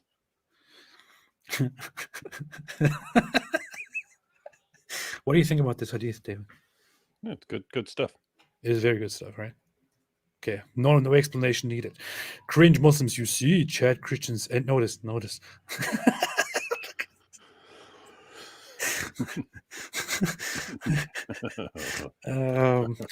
Sankey said the Netherlands had a strong anti-Islam politician before, Pim Fortuyn, but he got killed by a leftist. It's what paved the way for Geert.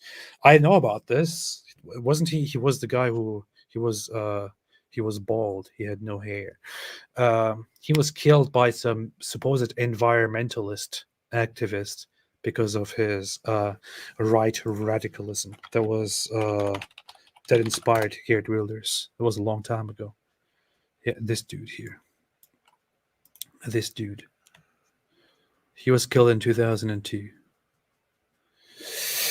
Yeah. Right. Okay, we're done with this. We get the point. You can watch lots of this, but his name is Abu Ibrahim Hussein or something like that.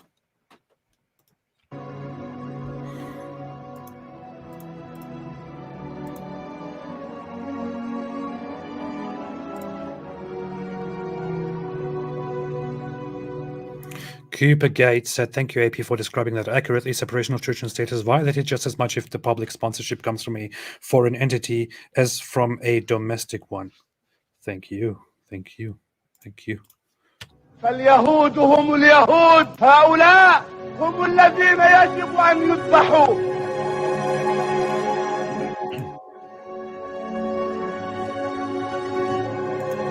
That might not make direct sense, but the Jew is a Jew, is basically saying they are all the same.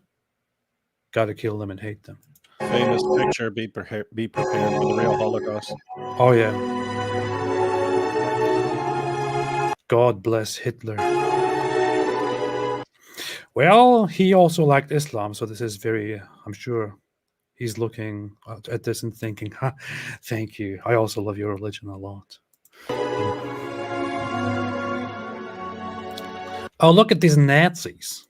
Look at these Nazis.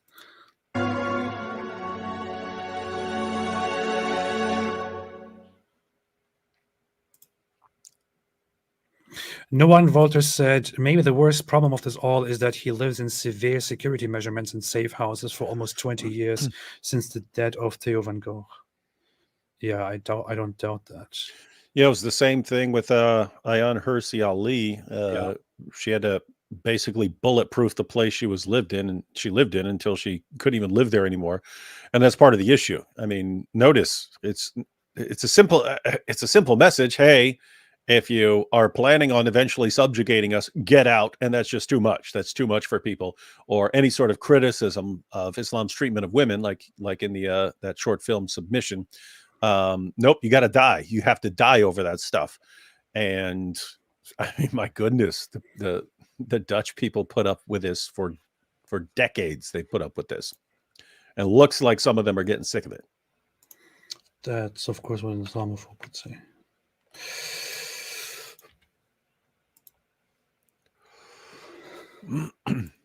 فإذا لقيتم الذين كفروا فضرب الرقاب حتى إذا أثخنتم. Therefore, when ye meet the unbelievers, smite at their necks, and when ye have caused a bloodbath among them, bind a bond firmly on them.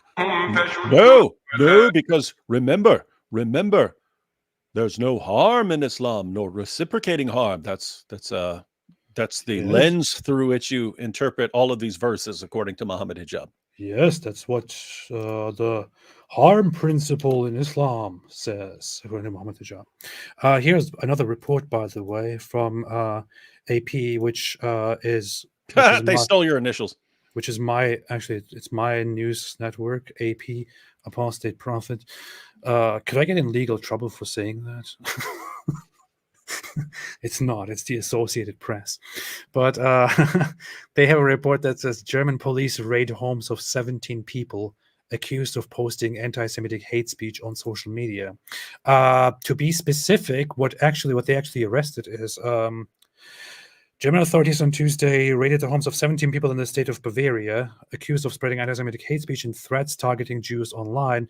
What they actually did is the suspects were said to have celebrated the attacks by Palestinian militant group Hamas on Israel on October 7, and were accused of spreading hate speech against Jewish people on social media using symbols of banned terrorist organizations.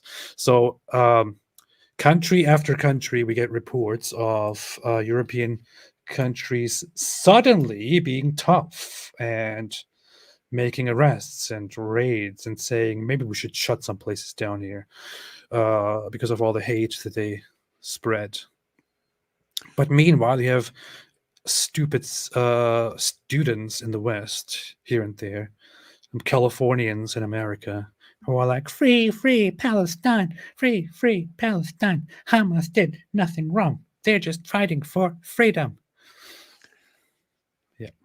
And it's good that they're doing it because guess what? That's part of the reason for the backlash. That's part of the reason. People are looking around going, wait a minute, now it's not just the jihadis. Now they've like won stupid college students over to their side. Oh, this is too much here. Wonderful. Chinito said, Swiss, like myself, reject the notion of wanting to support the European Union for economical opportunity, but we would have to give in to the bylaws of the European Union. We'd rather pay the €1 billion in economic aid, be left alone with bilateral agreements. By the way, we have a minaret verbot. There is no call to prayer here, and also burqa verbot. Really, you have a minaret ban in Switzerland? Das ist verboten. I wasn't aware of that. I wasn't aware of that at all. Like that's very interesting. So it's very good to know, very refreshing in the middle of all of this craziness that is going on nowadays in this crazy world. Lou said, would you do a stream with Frank Steven? He's a popular anti-Islam Nigerian YouTuber who's shown clips of you two on his page. P.S. Gave Frank Turek his glasses back, David would. Yeah, I would consider it. David is angry at this comment, it looks like. If I want Frank Turek's glasses, I will take them. What's he going to do about it? That's the thing. Als door Allah getroffen neerstorten, nee, dat hoefde niet. Toen reden ze door, dat was allemaal verder best. Maar ik denk niet dat er ooit een... Oh, this is Theo van Gogh. We were just talking about him. He is asked, don't you think that someday there will be an idiot who wants to kill you? He says, no, I can't imagine. Getroffen neerstorten, nee, dat hoefde niet. Toen reden ze door, dat was allemaal verder best. Maar ik denk niet dat er ooit een idioot opstaat die... Ik kan me niet voorstellen. Je gelooft in de goedheid van de mens? Nee, niet in de goedheid van de mens. In mijn eigen arrogantie. Dus dat heeft dermate veel uitstraling dat die kogel zal voor mij niet komen, denk ik, hoor. He says the bullet will not come for me. But hey, he was killed. Ik zeg u, als ik de mogelijkheid had, ik zou vrijkomen. This is the one who killed him. En ik had de mogelijkheid om het nog een keer te doen wat ik op 2 november heb gedaan. That was November 2nd. We should have an anniversary every year and a discussion every year on November 2nd. Yeah. Someone remind us of that next October. Yeah. Wat ik op 2 november heb gedaan. If I had the opportunity to get out and do what I did on that day, I would do it again and again and again. I would have done exactly the same. Precies hetzelfde hebben gedaan. The guy who killed Theo van Gogh for making a film.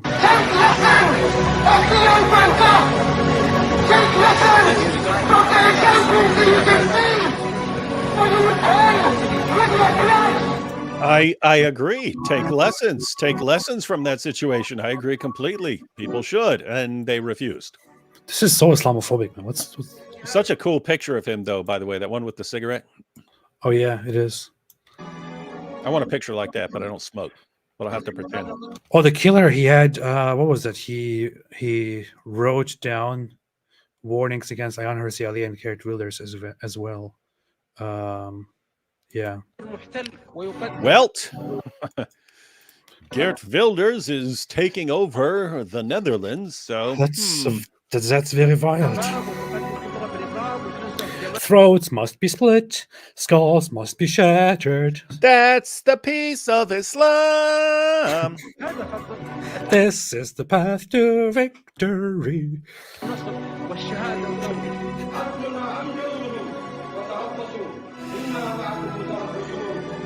Are they going to show it? I don't want to show it. I don't think they're going to show it. No, they're not going to show it. Wait, what? Did they show it? Oh, it looks like they showed him when they're taking him to the ground to... Okay, yeah, they don't show it. They just show him get taken down. That was Al-Qaeda. That was a different time back then. Remember, this was before ISIS became a thing. Mm-hmm. I can't imagine. Okay. Oh, what the heck are you showing, man? I can't imagine how social media would have been after 9/11 if it was around back then. That would have been crazy. We would have seen people say, "Oh, it didn't happen in a vacuum." And of course, this Bin Laden guy has some very interesting ideas. Yeah, people would say stuff like that, probably. Yeah, which nobody would nowadays say, of course, right? I saw somebody sent me this video earlier, and it's supposed to be a funny video. I hope it doesn't have any music here. Hi. Thanks for the rose. From the river to the sea, Palestine will be free. Thanks for the rose. From the river to the sea, Palestine will be free. I'm from the LGBTQ community. And I stand with Gaza, even though I will be executed if I will step my foot in there. I stand with Palestine, even though I don't know where it's on the map. I stand with Palestine, even though... Go educate yourself. You're not educated. That's Islamophobic. That's Islamophobic. Oh, me? I don't hate Jews. I only hate Zionists. That's the same thing. Oh, me? I only care about Palestinian human rights because it's trending on TikTok. But I don't really care about Israeli human rights, or Syrian refugees human rights, or North Korean human rights, or Ukrainian human rights. I always in a conflict in a very secure place, and I've never been afraid for my life about any family members who got kidnapped in Gaza, or had a few young friends of mine that went to a party in my country and never returned. They were raped, tortured, and slaughtered. Here are the names and photos. I never had that. I live in a very, very far away place, and I still tell you, educate yourself. I don't care that you live in Israel and you see those horrors every day and you have friends that you lost. Educate yourself. Educate yourself. Educate yourself. Wow. Okay. Man, this is just... Chick made some powerful points. She's changed my mind. Yeah. So satire is good, but man, it's too dark sometimes, isn't it? Well, you and I both had the problem of people not understanding where we're joking or being sarcastic and so on. I get that like every single day. Yeah, I wonder how many people took her seriously. Yeah, I'm wondering people, no, you shouldn't be supporting. You're wrong. Let me refute your points. Yeah, you idiot. What are you talking about? Chupi said, AP, have you meditated on God literally wanting to be your dad? Your reasons for doubting the faith seem to be experiential, and fathers play a huge role in how we view God. Emotionally, God is a dad. Interesting perspective. I would rather keep that to myself, but I appreciate the input. Chupi. Sabi said, waiting for Australia to wake up. The PM is giving 800 visas to Palestinian refugees. Would they allow a Muslim citizen in the Netherlands marry and bring parents from Islamic countries? Be interesting to see Australians waking up. They should have more. I mean, they're so far gone down there that they can have people out chanting "Gas the Jews." Oh yeah. Oh yeah. That happened in Sydney, wasn't it? In Sydney. Yeah, here it is. Let's look at that quickly. Louder. Blue and white also in their sights. An Israeli flag torched and trashed. And today, the condemnation began. This was an appalling act of indiscriminate violence. It was not just the actions of the mob, but their words. Before some in the crowd turned back the clock to the horrors of history. To see that mob chanting, "Gas the Jews" and "F the Jews" should never have occurred. To have the Well, what are we going to do about it? Maybe we have just failed these poor people. Maybe we should just be nicer to them and try to befriend them. And maybe we should take some ideas from the one that we all consider bigoted, Jordan Peterson, and we should arrange pen pals for these people. We could do different things to solve this problem. What do you think, David? What should be done to people who say gas the Jews, gas the Jews, gas the Jews? Yeah, it depends, because it is rough to just go in and say, "Oh, you said words, and therefore we're gonna, massacre you" or something like that. Well, why not? You gotta do something, right? Yeah. So what do you do? What's your solution? I mean, if it was me, I would say, okay, since you said that, the entire nation is going to rise up now and tear up Qurans and urinate all over them. Then we're going to post all the videos on pissonthequran.com, and we're going to do that every time you guys start saying stuff like that. That's very disrespectful, man. I think for some reason, I think that would be wildly more effective than just locking dudes up where they do prison dawah. That's very disrespectful. You want to actually disrespect a book? By the way, any one of those guys who's actually an immigrant or on visa or something like that, I would send them home if they're saying stuff like that. But yeah, I'm in favor of, whenever possible. There are situations where responding to speech with speech doesn't work.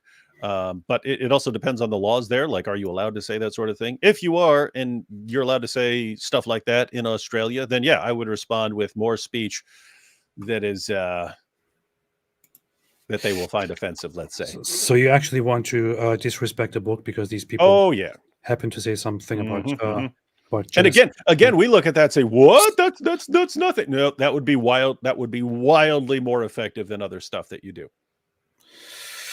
Well, that's just what Islamophobes say. So what are you going to do? What are you going to do? What are you going to do? Okay. Let's put up this guy's picture here. He deserves it. What is up with that hair, man? He just let him enjoy his victory. Let's put his picture up here. He has strange silver hair. Christian Gun Nut 2001 said Muhammad's strength of 30 men, Islamic Solomon's strength of 300 men. Well, that's no, it was such fantasies. Oh yeah. If you did the math, because I think Muhammad had sex with 9 in one night, and Solomon, according to the hadiths, had sex with 90, and so if in one night, and therefore if Muhammad had the sexual strength of 30 men, then you have to multiply that by 10 for Solomon. So Solomon had the sexual strength of 300 men, according to Muhammad in the hadith. Probably more. I won't settle for that.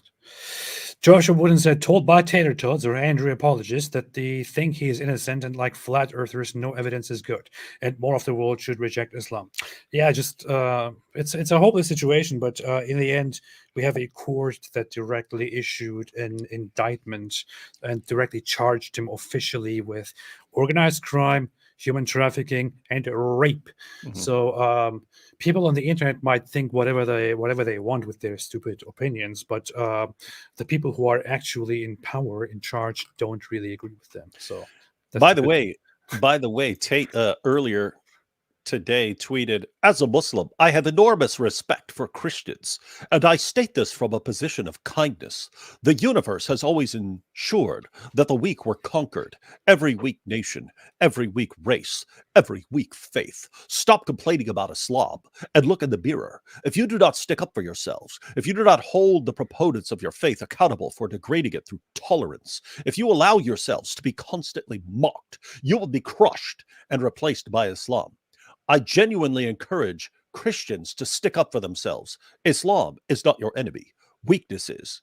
But that's so weird. He's saying, hey, Islam is not your enemy, but he's saying if you don't stick up for yourselves and fight against Islam, you're going to be crushed by Islam and be subjugated and replaced. But it's not your enemy. How does it make sense? It doesn't make sense at all. It's Andrew Tate.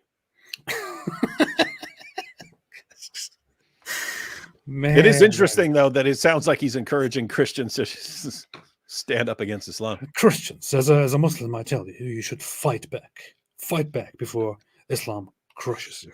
Christians, Muslims are coming to crush you, and you need to stand up for yourselves and drive them out. But Islam is not your enemy. Weaknesses.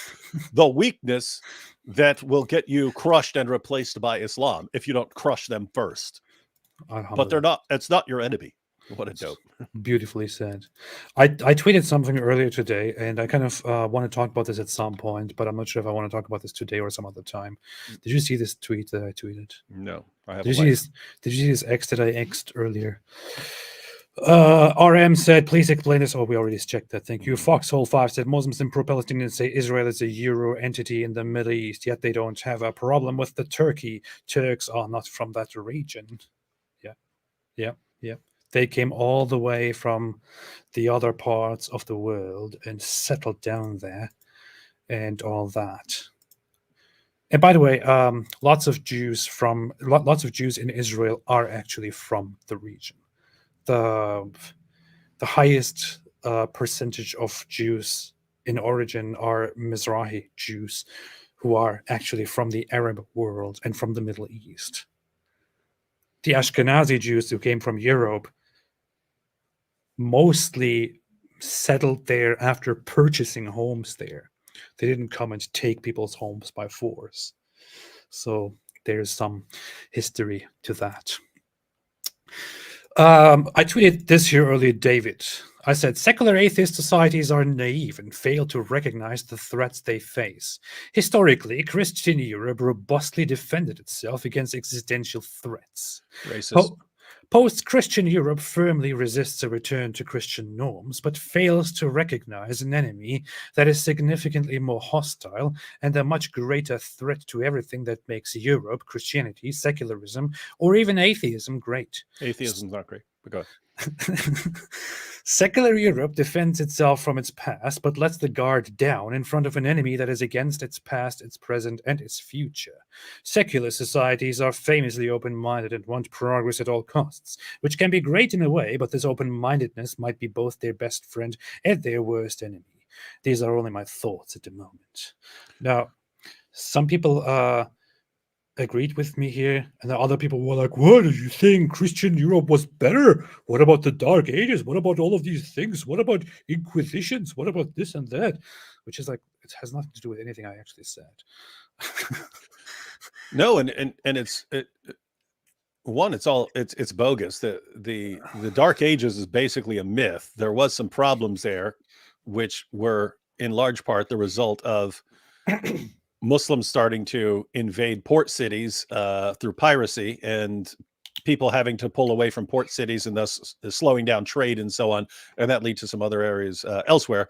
But no, Europe was constantly making progress during all this time, over and over again, and it didn't matter what the setbacks were. You could have bubonic plague knocking out a third of the population. They just make a comeback and have like the Renaissance and so on. So now you have bubonic plagues. Yeah, this is interesting because Jordan Peterson, I saw him. I'm trying to think which video this was in. But yeah, he was saying that he used to think of this, in religion, then we needed the Enlightenment and so on. And he said he's come to recognize this as like post-Enlightenment propaganda against what happened before it. And so guys, you've fallen for some propaganda if you're complaining about what AP said right there. Stop being stupid and racist. Thank you, regulator. Thank you, regulator. Thank you, regulators. Mount up. I even had some people who are friendly with me and who worked with me before attacked me over this. And the thing is, I thought it was very clear what I'm pointing out here, but some people just don't want to understand it, I guess, and want to read into it. And what I'm saying here is that it's kind of obvious that in these secular societies, in this post-Christian, post-modern environment, it's very common for secular societies to naively and stupidly import massive numbers of people who hold extremely problematic ideas, to get them here and to downplay anything that they say, any of the threats they openly pose, and are like, oh, let's just make peace with each other. When a Christian comes out and says something Christian, it's like, what is this?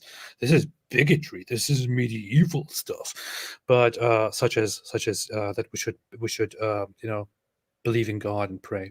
But when a Muslim comes and says, we want to take over and we want to chop off your heads, then they're like, don't generalize. This is just a few people who say this stuff, and they don't even represent anyone. Most of them are completely peaceful people who just want to love all of us, and they just want equal rights, and they love gay people. So with that naivety, it's just it's very predictable that if you left the society to those people, they would collapse. They would fall because they couldn't defend themselves. You see it right now. You see stupid people in the West celebrate the Palestinian resistance and Hamas and make excuses for them and say, well, if you put them in an open prison, what do you expect them to do? Everyone, if I was in their position, I would also go around and chop up kids and rape women. So it's very wicked and very messed up. That's all I'm saying. That's all I'm saying here. And everyone knows I'm right. Thanks. Thanks for listening to my speech. And stay away from Islam. And stay away from Islam. Chloe, history of food and games. Hey, thank you. Said yesterday Aisha was 9 guy reaction. Oh yeah, Chloe was the one who kept requesting that video. Oh yeah, I should show that to you one more time because I love it. Yeah, I want to find the original. And guys, again, if anyone knows who that guy is, we want to have him join us for a live stream. She was 9 years old. It was a perfect thing to do. She was 9 years old. The one that I find on YouTube is for some weird, odd reason sped up. Who did that? Yeah, we should take it and then slow it back down. Yeah, but why would you do that? Why would you do that? And why is it so hard to find? That this is a legendary video. It should be everywhere. It should be everywhere on everyone's hard drive. It should be on everyone's website. It should be on everyone's Twitter feed. It should be pinned on everyone's Facebook profile. I don't know if anyone still uses Facebook, but grandmas and old people, they should all pin it on their Facebook profiles. Then all of the other platforms which are also used by old people, such as Truth Social, which is used by 65 and older people. People should be sharing this kind of stuff there. This should not be forgotten. It's also something, it's also something that should be imitated whenever possible. I mean, anytime you're at anyone who's watching, anytime you're at some big rally and people are yelling from the river to the sea, this kind of stuff, or calling for violence or something like that, then make sure there's some people around, make sure someone's getting a good recording. And then Muhammad was 54 when he penetrated a 9-year-old. Just spit it. Yeah, from the river to the sea, something like that. I never heard that before. That's very weird. I just made it up. Oh, that's good. That's good. That's good. Here.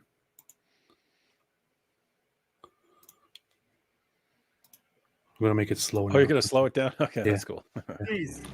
Mate, you wanted to get something in? Yes, please. I would like to say It's still too fast. No, it's good. No, it's good, man. that there is a big problem No, okay. in Islam. It's written in the Hadith, which all good Muslims believe in the Hadith. And it is written in the Hadith that Prophet Muhammad was 50 or 53 years old when he sexually penetrated Aisha. I love that they just jumped in right there. Oh, she was 9 years old!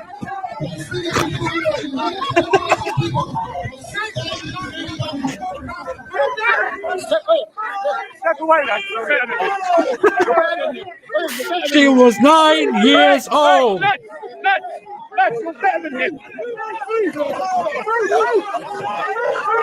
This guy's saying you're better than him. No, they're not better than him. Yeah, you're better than the guy who fearlessly speaks the truth in the front of a mob. You're better than him because you just want to beat him to death.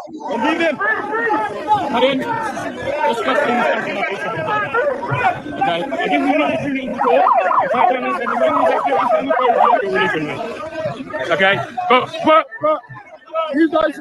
This is amazing.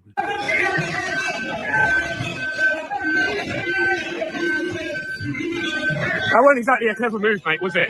It was a very clever move. You really think so? It was the perfect you know, it's people like you. It's people like you. No. I shall. How old was Joseph? How old was Joseph? Oh, how old was Joseph? This is so good. I love this scene. I love him saying it was the perfect move. Yeah, clever move. It was a very clever move. You really think so? It was. People like you. It was. But think about what they're saying right now. This dummy who's holding the camera. That wasn't a very clever move, was it? And you're thinking, why? Why wasn't it clever? Oh, because the mob surrounded you. See, that wasn't clever. Whereas this guy's thinking, oh, it's very clever because now it's going to go. Now everyone's going to watch it. Yeah. Which is exactly what happened, and we're sitting here watching it. So, yes, it was a very clever move. He is 100% correct. Seriously, I really want to speak to this guy. I want to have him here on a live stream on our channels. This guy's a legend. I love this. This is hilarious. If anyone knows who this is, or if he is somehow watching, please get in touch. Let's have him on here. That would be yeah, great. and let's it'd be awesome to watch this like 20 times with him and keep getting his reaction over and over again. You know what I mean? We'll just sit here and watch it and laugh, and then watch it again and laugh. This is so good. Ask him what he was thinking. Ask what the background is. Yeah. That's good, man. Sasha Kanslenko said to you guys, shekels to you guys. Thank you for the shekels. Cha-cha-ching. 10 for educating me about up truths of Islam in a fun way. It helps a lot to know you exist. Still in shock from madness of October the 7th, anti-Semitism around the world. Yeah. Man, it's very Islamophobic of you to complain about being attacked by terrorists. Just so you know, Sasha, this is very. I can't accept this. Man, wish you all the best, and thank you for the shekels. Say hello to Mossad. She was 9 years old. Said, "Don't know if you remember AP." It's funny how it almost matches perfectly what's on the screen.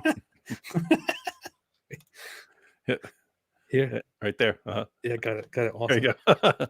Wow, this is some trippy stuff right here. This is magic, man. You just clicked on it, and yet this person over here already had the picture. That's awesome. She was 9 years old, is a time traveler. She was 9 years old, said hashtag she was 9 years old. Don't know if you remember, AB, but I made the under your umbrella thing if anybody wants to see. Really? You did? Wait, you did? Where's your profile? I have to find your profile now. Do you have it on your YouTube channel or something? Or did you send it to me? I hope you're talking about what I'm thinking of. Too much fun not to share publicly. I'm not a professional like Tate, though. By the way, Aisha was 9. I recently suggested that somebody should make a parody of something that. Wait a minute. I see this as a threat in Islam, in the more fundamentalist. I probably can't play this because there's music in it. Man, can I? I don't even know. Forms of Islam. It's like, well, you should submit to Allah. It's like, hey, fair enough. Allah is interpreted by who? Oh, what? Egalitarian, misogynistic mullah. Wait. Don't buy your Allah. You Shiites. Don't buy. Okay, I have to listen to this later. I think I can't really stream this for too long on a live stream because music is a very sensitive thing on here. But I recommended that somebody should make a parody of the song Umbrella by Rihanna with Jordan Peterson saying, I don't buy your Ella. Yeah, so he'll be like, because she says, you can stand under my umbrella, Ella, Ella.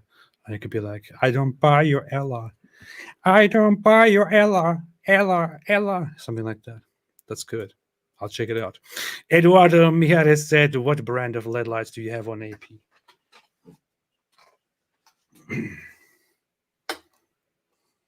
I don't know. Some garbage brand here. F7 Pocket. I wasn't paid for this, by the way. This is a random question. I'm looking. I've got a couple of those around here. I just Yeah. don't turn them on for live streams because I don't need the attention. David copied me. He got the same thing after I got it. That's what we do. Ayatollah I always thought that those things that light up your backgrounds had to be like giant, and it's the same size as like a cell phone. Yeah, it's tiny stuff.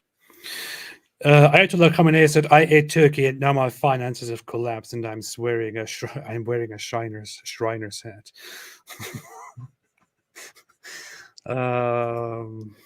Everybody always mocks Turkey.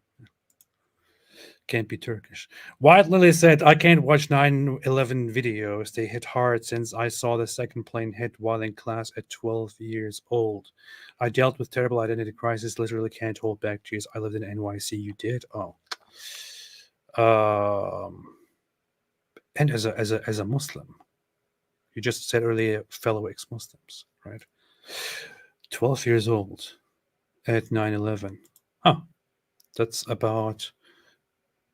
How old was I? When was 9/11? Was it 2001? Mm-hmm. Okay. I was 10 years old. 1901, Elena said, David, new Christian here. It's hard to understand why God allows such an oppressive false religion as Islam. People born in these countries barely have a chance. You shouldn't scare David with these questions that he can't answer and will run away from. So, yeah. Yeah, I actually liked the original George Bush's response. He was just speaking at something, and then someone's like, well, what about all the suffering in the world and this and that and this pain, and look what here and this group over here is at war, and you go, and so how do you reconcile that with your belief in God? And so he's just like trying to call him out right there.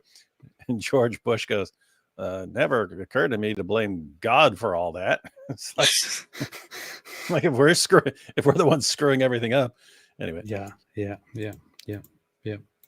Interesting stuff, man. Seeking Dawkins, Finding Jesus, brilliant book cover, by the way. It said full image on my description, by the way. Feel free to use. I shall look at it. I shall look at it. Hey, you should take that image and just post it on Twitter, and just don't say a word. Just post it on Twitter and watch people flip out. and just say, hey, my new book's about to come out. Yeah. I already got people today say, why are you shilling for Christians now? Are you a Christian? Yeah, what are you converting? Shut up, man. Hervey Schmervy said, if you guys ever could, would you debate Hassan P? Is that dude that sucked on Piers Morgan? Yeah. Yeah, he seemed like he sucked. Yeah. I mean, I don't know what we would even debate him on, but I think he would just yell at us. I don't think I think there were way better people on Piers Morgan than that dude. He seemed like the worst to me. Yeah, he would probably just yell at us, and that's probably a little bit annoying. But yeah, I would. Why not? If he wants to debate about Hassan, come on here. Hassan P. You're invited.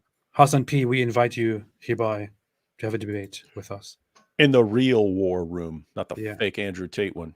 Although you are Turkish, still, it's okay. You can come. We can have a debate.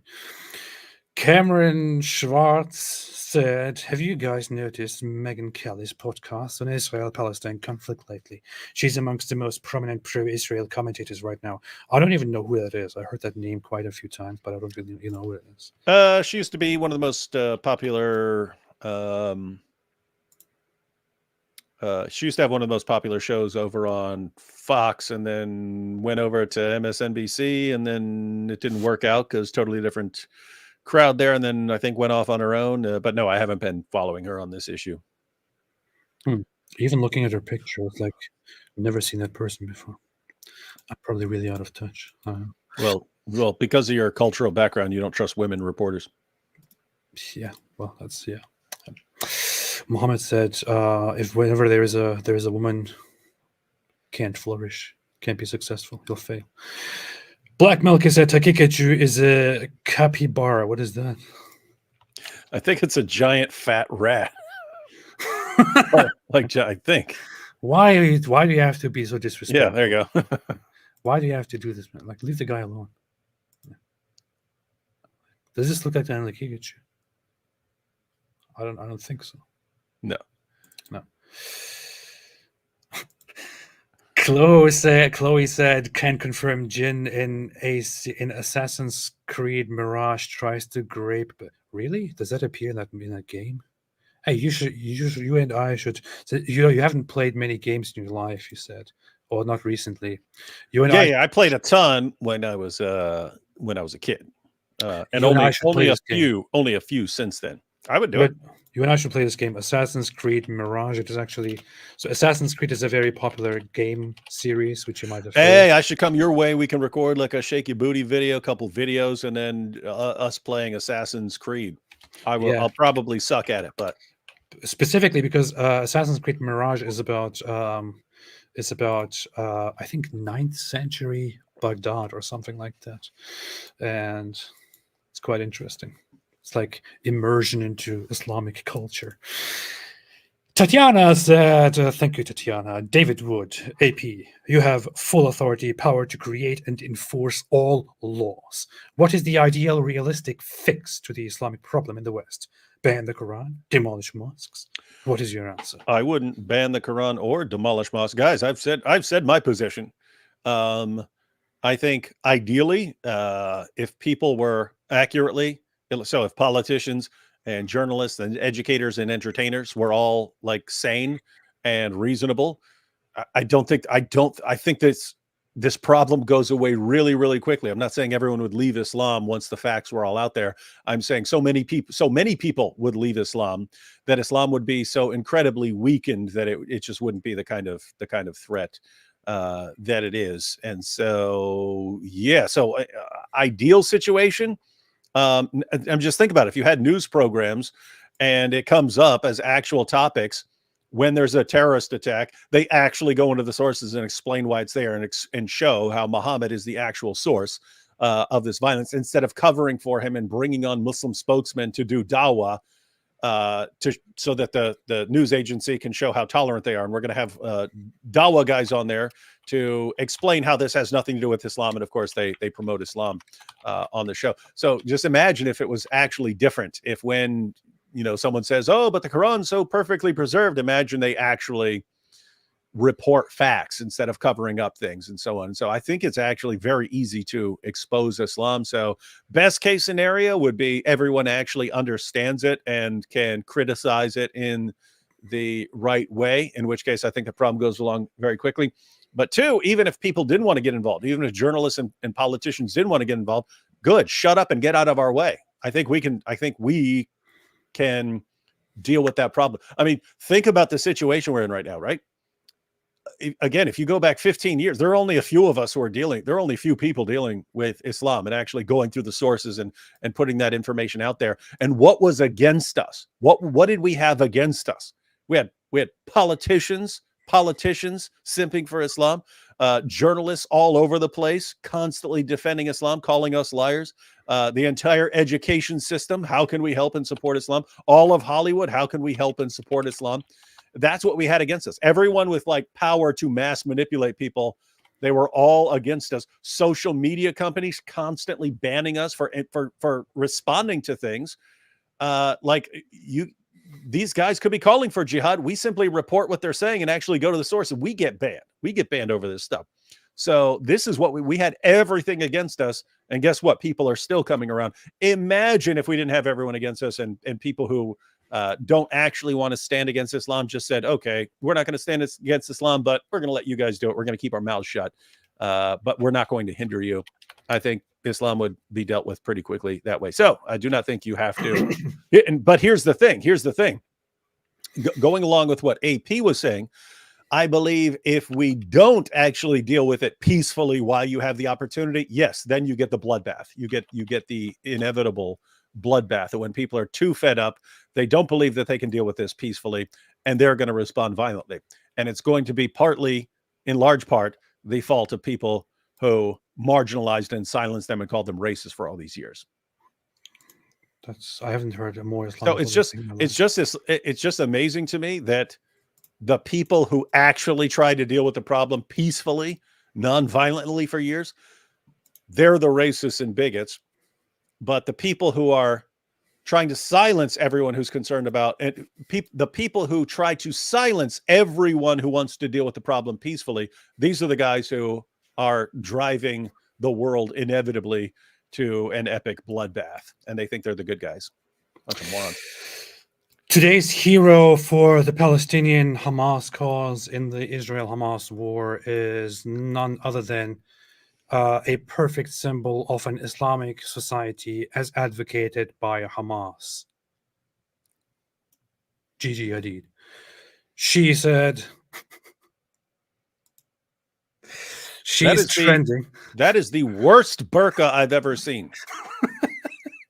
She is trending, and everyone is responding to her. And I specifically didn't click on the trending tab because it is a name from pop culture, and I usually don't click on those. But I saw somebody post about it, and I thought, wait, are you kidding me? Seriously? So apparently she made a post, which is, Israel is the only country in the world that keeps children as prisoners of war. By the way, those children, as you described them, are not prisoners of war. They are prisoners from under different, with different crimes, including throwing stones, Molotovs, and many other things. If you do such threatening actions in any society, you will probably get in trouble and be put in certain facilities for children or adults. Yeah, if one of my kids goes and hurls a rock and busts a cop in the head with it, yeah, he can be arrested. That's pretty normal there. Gigi, Miss Smarty Pants. Yeah, Gigi. Abduction, rape, humiliation, torture, murder of Palestinians years and years and years before October 7, 2023. Well. What are you going to say about this?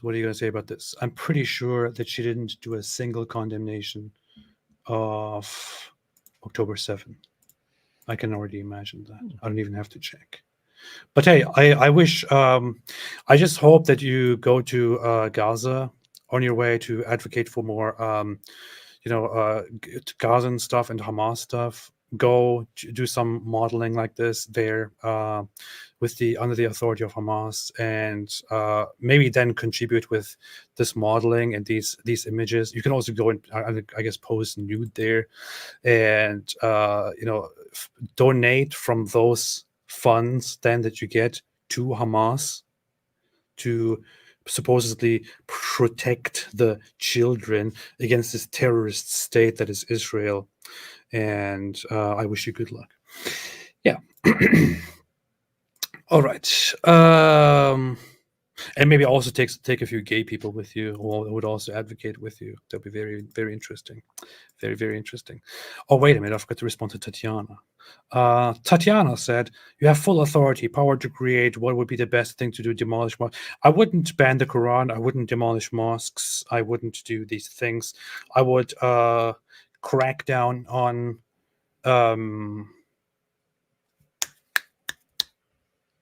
refugees, taking in refugees, crack down on easy access to immigration. I would start harsher surveillance of mosques and Islamic institutions and buildings. And as soon as they utter certain things that go against the law, would then remove any right of anyone involved to ever work in anything related to religious worship and religious service ever again, and deport wherever possible. Would go and look for all of those who say things on the internet such as that, some people deserve to be killed and things like that.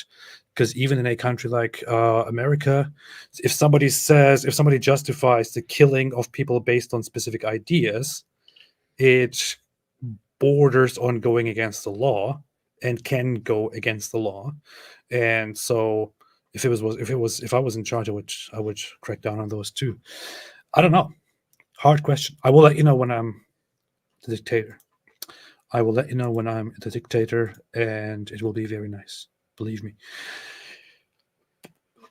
I'll probably create a cult or something. I don't know. It's very nice. Yeah, it sounds like you. Yep. Heath Blair said, is he talking about gins or Johns? This is a good one. This is a good one. That would be funny if at the end he goes, "Oh, did I say gins? I mean Johns." Giovanni Garcia said, why do all Muslims have Abe Lincoln beards? Is that a fashion thing, or did their one-legged God tell them they can't have a mustache beard combo because of the Zionists or some nonsense? You are almost correct. That was Muhammad's style.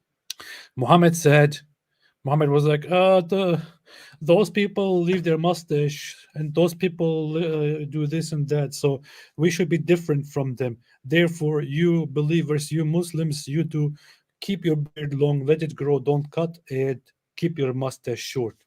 The whole idea behind how to trim your beard and your mustache is based on being different from those evil disbelievers, from the kuffar. Everything in Islam is always about that. Yeah. Sakir said you laugh, but Muhammad went outside without a hijab and look what happened. Angel Jibreel got all crazy, wanting to be his special pen pal and choke him. I know, that's insane, right? It actually happened to Muhammad.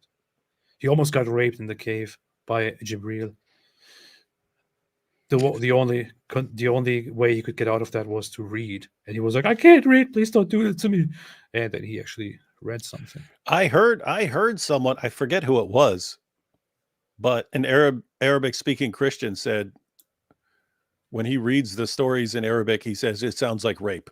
It sounds like Gabriel's raping him and telling him to that he can only get out of this by reading, and I don't know how to read. It's like the dumbest thing ever. Hey, this is not funny, man. Stop making fun of this. Stop making light of this. It's not funny. It's very serious stuff. GS said, did you ever see Geert Wilders saying "Don't mess with Texas"? I haven't. I think I recall that from back in the day. By the way, Geert Wilders, I think, was at the cartoon contest where that was attacked in Texas, where the two jihadis. It was actually a team of three, but two of them actually went out to do it. But they actually were going there to kill Robert Spencer, Pamela Giller, or Geert Wilders, and so on. And that became the basis for Islamicizing. Oh yeah, that's good. That's good. It's good. Gabriel. Ayatollah Khamenei. Yeah, I think I made that joke way back when I made a video about that stuff. Ayatollah Khamenei said, "Great, I just ginned." Then I ginned in my pants. Jean-Michel B said, "From the river to the sea, pedophiles they want to be." This is good. Mm-hmm. This is good. Very, very good. That's also perfect in a French accent. From the river to the sea, poo poo pee pee. DR said, shake your booty. Shake your booty. Shake your booty. That's an actual song, isn't it? It is. You need to sort of redo it so you can use it for your videos. Nice. AB Gay said, "AP, if you went speaker corner, would you fear for your life?" He wouldn't need to, because he'd have old thunder and lightning here guarding him. Yeah, I would probably not go by myself. Yeah, he'd roll up in a squad and regulate that place. Just run that whole place. Totally take it over. Yeah. Show up like 20 deep going, what? I would be the boss there. Yeah, what? What? Respect. Speaker's corner, what? DR says, "Free Palestine from Hamas." Absolutely. Free Palestine from Hamas. Daniel Hebl. What? Daniel, he blamed the Jew. Low Hikmah. Daniel, he blamed the Jew. Low. Says, since AP loves Hitler, he should say Alhamdulillah Hitler. Man. Wow, who started this misconception?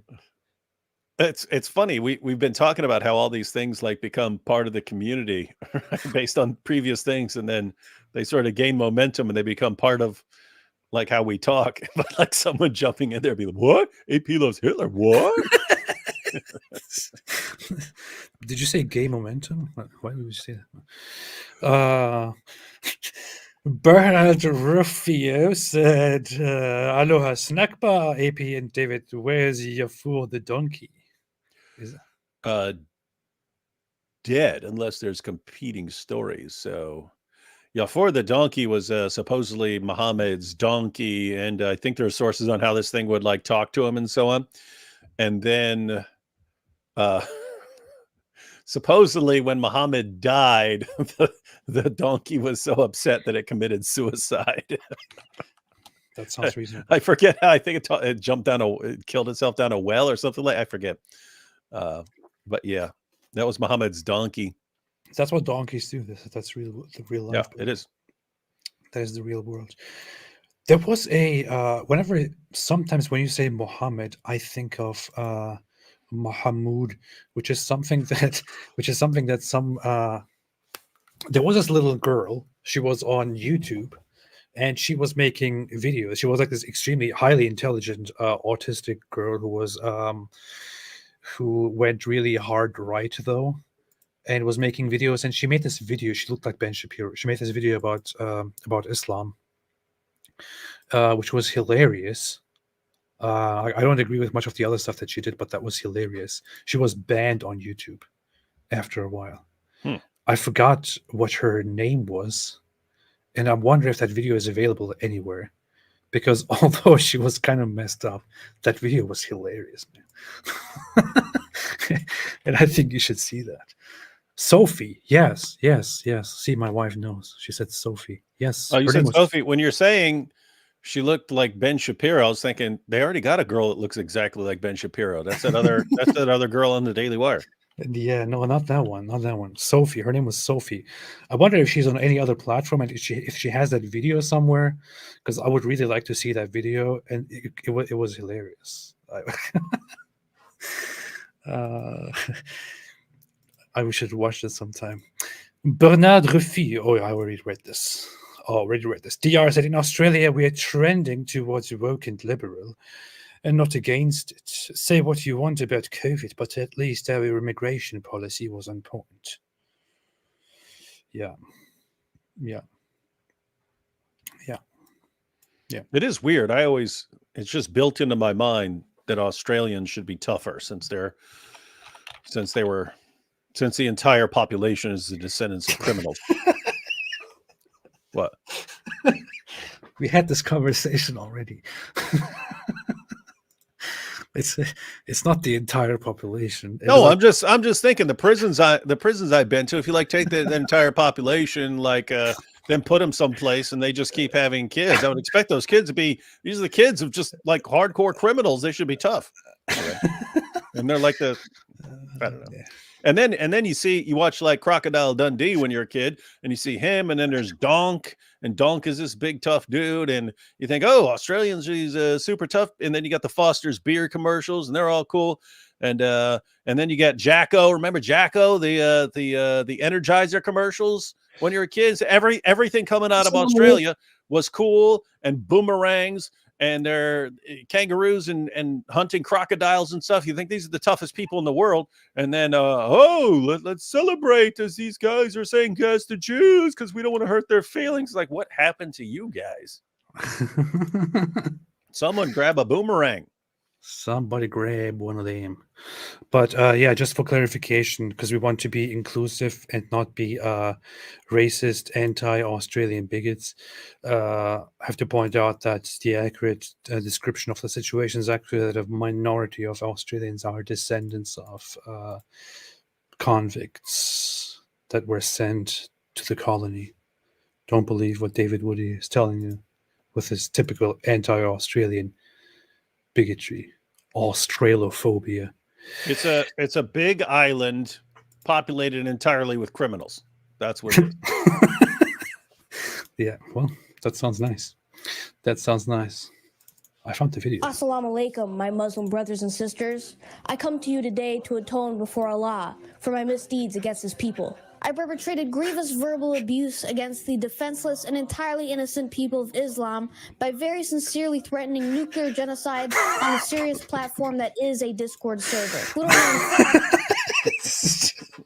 I don't know how old this girl is at this point. She's like, she looks young, man.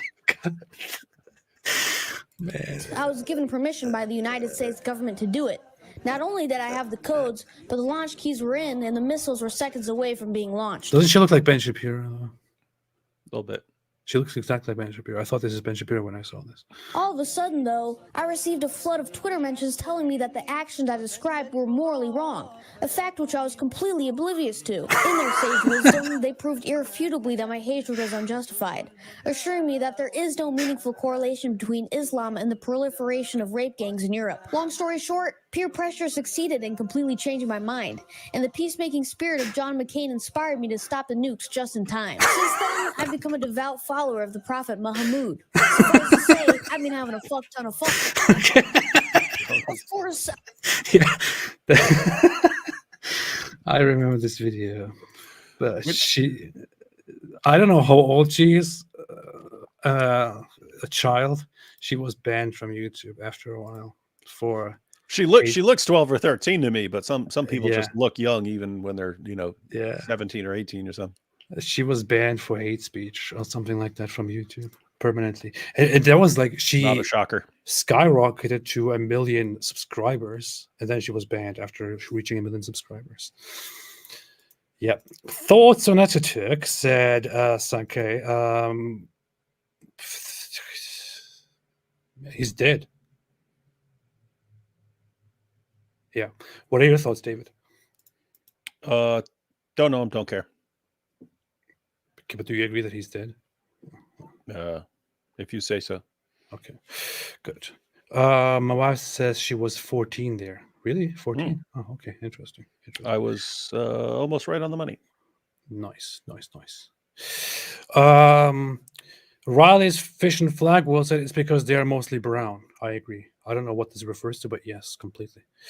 And thank you, Riley. Thank you. It's probably something with Islam, my guess. Trying to think of what we were talking about that would apply to. I forget. But to be serious, Sankey, thoughts on Ataturk? I think Ataturk had an interesting mission and did take Turkey to toward a reasonable path of being enlightened and becoming westernized and all that. But the thing is, he was also a dictator. And he did have the intention of ending the dictatorship and finally introducing democracy and letting multiple parties vote and all that. But he did also do some really bad things, including mass killing certain populations. And also, when I was a very religious Muslim, I had some deep hate for Ataturk because of the fact that he, with his secularization and modernization policies, did some things such as putting lots of people, lots of religious people in prison, executing people for religious ideas and things like that. And I think the way he handled those things are not very productive. I would say the fact that Turkey now has an Islamist government is a result of the way he handled the modernization and secularization of Turkey. You can't just do it that way. You can't, by force, suppress the religious population and ban everything that they believe in, and expect them to just be okay, and everything to just go by peacefully, because that will cause frustrations, generational frustrations, which in the end will lead to an insurgence of religious political ideas, and that's what happened. Anyway, yeah, he's dead. Cliff Wilson said, AP, I sent a link to she was 9 years old video to you on X. Thank you. I found gladly. Thank you so much. Mr. Trainee said, Aisha herself said how strange it is that every time Muhammad had an issue with something, Allah came to fix it and say whatever he wanted was fine. Well, so what's wrong with that? Allah is a good guy. He cares about Muhammad. That's what I'd do if I was a false prophet. Yeah. See, that's what I would do if I was Allah. Eski70 said Satan runs free of this world. Yeah. I can confirm. Namishu said, AP curious, do you know the YouTuber Grade A Under A? Nope, never heard of it. Never heard of it. Never heard of it. And never will hear. 3.7 If you never heard of it, subscribers. If you never heard of it, get a pen pal. I've never heard of this channel that has almost 4 million subscribers. Interesting. Nope. Hey, you know what we should do for some show coming up? Apparently now there are these reuniting videos of the released hostages. Just looking it up. Father like didn't know his daughter was alive, thought she was dead, and then she gets released. Yeah. 9-year-old. So it's his daughter, but old enough to be a grandmother, according to Daniel Hikikichu. It's beautiful. Chloe said Mirage single player has a good story. Just kidding about Jin trying to molest him. I got that part, yeah. What was that? Mary was here earlier. Too many Marys. She was here earlier, and she said it's not a multiplayer game, LOL. I'm aware of that. Oh, wait, we can't even play it as multiplayer? No, you can't. Oh, well, pick a game that doesn't suck. No. Games that are multiplayer suck. Alan De Veer said, what's your option? What's your option on what happened? I guess your opinion on what happened in Dublin, Ireland. We didn't even talk about that. It's fine. Actually, it was on the plan. So in Ireland, what's happened is that a person of Algerian origin did stabbing, and then there were riots for 2 days straight. Did you look further into that, David? Just based on what you said, saw a couple sites saying, I haven't seen it confirmed from the authorities themselves that he was Algerian, but I'll look it up right now. He was Algerian. He stabbed children in a mass stabbing. He stabbed children. 3 young children were among 5 people injured in a knife attack in Dublin on Thursday. Riots broke out, and there were lots of protests. Riots broke out in the streets. Things were set on fire because people were saying, enough of this. Kick them all out of here, and all that. And apparently the riots calmed down, and several Irish authorities said that this is a shameful far right hooligan. Yeah, so Newsweek said Irish police are questioning an Algerian man suspected of stabbing a woman and 3 children outside a school in an attack that sparked a night of furious riots, looting, and anti-immigrant protests in Dublin. Naturalized Irish citizen who has lived here for 20 years. What's also interesting is that Dublin was one of the so Ireland is one of the countries that are currently very pro-Palestine in the current thing that is happening. Very pro-Palestine. This is funny. Riots erupt in Dublin after children stabbing blamed on migrants. So it was actually an Algerian person who did the stabbing.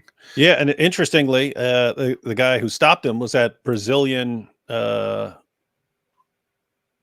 He's a Deliveroo driver, and it was a Brazilian dude who jumped out and kicked the crap out of that dude. But he's treated like a hero. So notice it's not just can't stand immigrants or something like that. People love him. That's nice. People love that dude who jumped out his car and kicked the crap out of this dude.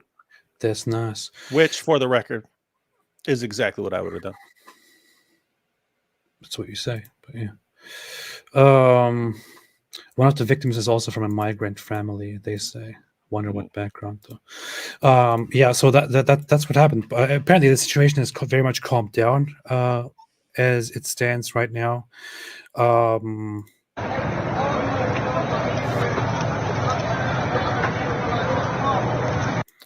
Something burning, and authorities said that this is a shameful series of events and that it is much to blame on far-right movements and hooligans who decided to cause division and riot and all that, which is a very interesting thing to say after children are mass stabbed. Yes, look at these far-right people who actually oppose Algerian immigrants stabbing kids on the street. Yeah. Be more tolerant, people. Be more tolerant. And look at this guy. It says Muhammad was a Satanist. What is wrong with you? Racists everywhere. Marisa Kennedy said it's a good thing Muhammad didn't like wearing his pants on backwards like crisscross, or all Muslims would be wearing their pants backwards to this day. Yeah. You don't even know who Chris Cross is, man. What are you laughing at? I know Chris Crosses. Who? What did they sing? It was a guy from way back. I don't even remember. No, it was two guys, man. Oh, there was two. They were both named Chris. Yeah. Chris Cross will make you jump. Okay, yeah. Mac Daddy make you jump. That's the only thing I remember about. Yeah, that's Chris Cross. Okay. Yeah, so they wore their clothes backwards and stuff. But yeah, it's absolutely correct. I've pointed out differently. I've said, like, imagine that Muhammad was the final prophet, but he came to Japan. Now Muslims around the world would be wearing kimonos and speaking and learning Japanese so they could memorize the revelation in Japanese. That's funny. Oh, it's very funny. It is hilarious. It's pretty funny. It is fantastically funny. Marisa Kennedy said it's a good thing. Okay, yeah, I already read this, man. Giovanna Garcia said Gabriel popped up in that cave and yelled at Muhammad, "Be my pen pal. Be my pen pal. Be my pen pal," and startled the prophet. So we ran out of the cave crying. That's exactly what happened. It says so in the Quran. It says he came and he said, "How about find a pen pal?" And then Muhammad said, "How about no?" Nameshu said UAP. Already read it. He was known for making rant videos back in the day. Nope. Chloe said, "Ain't wrong. I'm Aussie." Can you do an Australian accent, David? I can't do that. Ain't wrong. I'm Aussie. One ancestor was prisoner on a ship. The ship was called the Kangaroo, eh? His wife was an Englishwoman seeking opportunity. Other ancestors were Irish, leaving the potato famines of 1840s, Welsh, Scots, and more English. And now we're all down here drinking Foster's, Australian for beer. But notice she admits that they're all prisoners. That's the worst Australian accent I've heard in my entire life. Prisoners on a ship. It says here, according to research, 20% of modern Australians are descendants of convicts that were shipped to the colony. So, yeah. Yeah, well, I mean, think about this. If it is 100%, do you actually want to report that? No, you want to minimize it. His wife was an English woman seeking opportunity. Other ancestors were Irish, leaving the potato famines. It's interesting stuff. Good stuff. And now we sit around hugging koalas. The Real Masker said AP, Austrian painter. Hey, that's good. I didn't think of that. Just kidding. Anyways, get a pen pal. Yeah. How about no? How about no? Austrian painter. Hey, that's good. I didn't think of that. Seeing the Austrian right after we talk about Australian just reminded me of Dumb and Dumber. Remember that? Yeah. Huh? No. And he says, "Well, that's a beautiful accent. Where's it from?" Austria. Well, good day, mate. Oh, I don't remember that. Put another shrimp on the barbie. It was funny. And then there was an entire movie called Young Einstein where he was Australian. So you wonder if it's just a joke or were the actual writers so dumb that they didn't know the difference between Austria and Australia? I don't know. Makes you wonder, right? Maybe that was the problem. Mm-hmm. Garbled Words said, "Hey, Hasbarot, did you hear? Oh, thank you for the recognition. Did you hear Gadsad's conversation with Cynthia Farahat? She's fantastic, exposing just how powerful the Muslim Brotherhood is." No, I'm looking that up now. Never heard of Gad Cynthia said, I do recall Gad's interview with me way back in the day. Oh, I remember Gadsad being interviewed by me back in the day.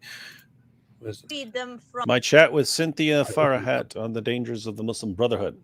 Okay, somebody talked to me about this, so I opened it up already, and I'm around here because I clicked through it, but then I just closed it, which does not mean I am completely disinterested. It probably means I didn't have the time to look at it.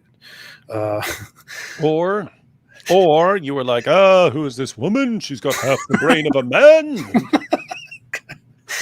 Let's see. Which is, burying your head in the sand so that, la, la, la, I don't want to hear it. So maybe I can kind of mention some of these with you and see if they just... I get this all the time. Yes, people tell me the same thing, but my neighbor is so sweet. But yes, but that's not what we're talking about. We are talking about an organized criminal enterprise. Does she have like a half Iranian accent or something? It's very half Turkish. It's half Turkish. That's why it's destroying my ears. Never heard of her before, so can't say anything. I haven't seen it. How is Gadsad not getting more views on this stuff? It says, I looked at it, he's got 12,000 from yesterday on this video, but he's such a good interviewer, smart, he's funny. That's very sad. Should have like 80 to 100,000 in my view. It's sad that people don't watch stuff like that. It's the sad truth. Yeah, it's sadness. It's very saddening. My wife said you guys are so sexist. One of us is. Yeah, and everyone knows. Everyone can point at him immediately. Chloe, History of Food and Games, another woman, said, Isonzo is a... said Isonzo is a good multiplayer like Call of Duty for World War I, Italian campaign versus Austro-Hung German Empire. Really? That's interesting. I need to look that up. Okay, I need to look that up. That sounds interesting. I might check it out. This is going to turn into a gaming channel very soon, it looks like.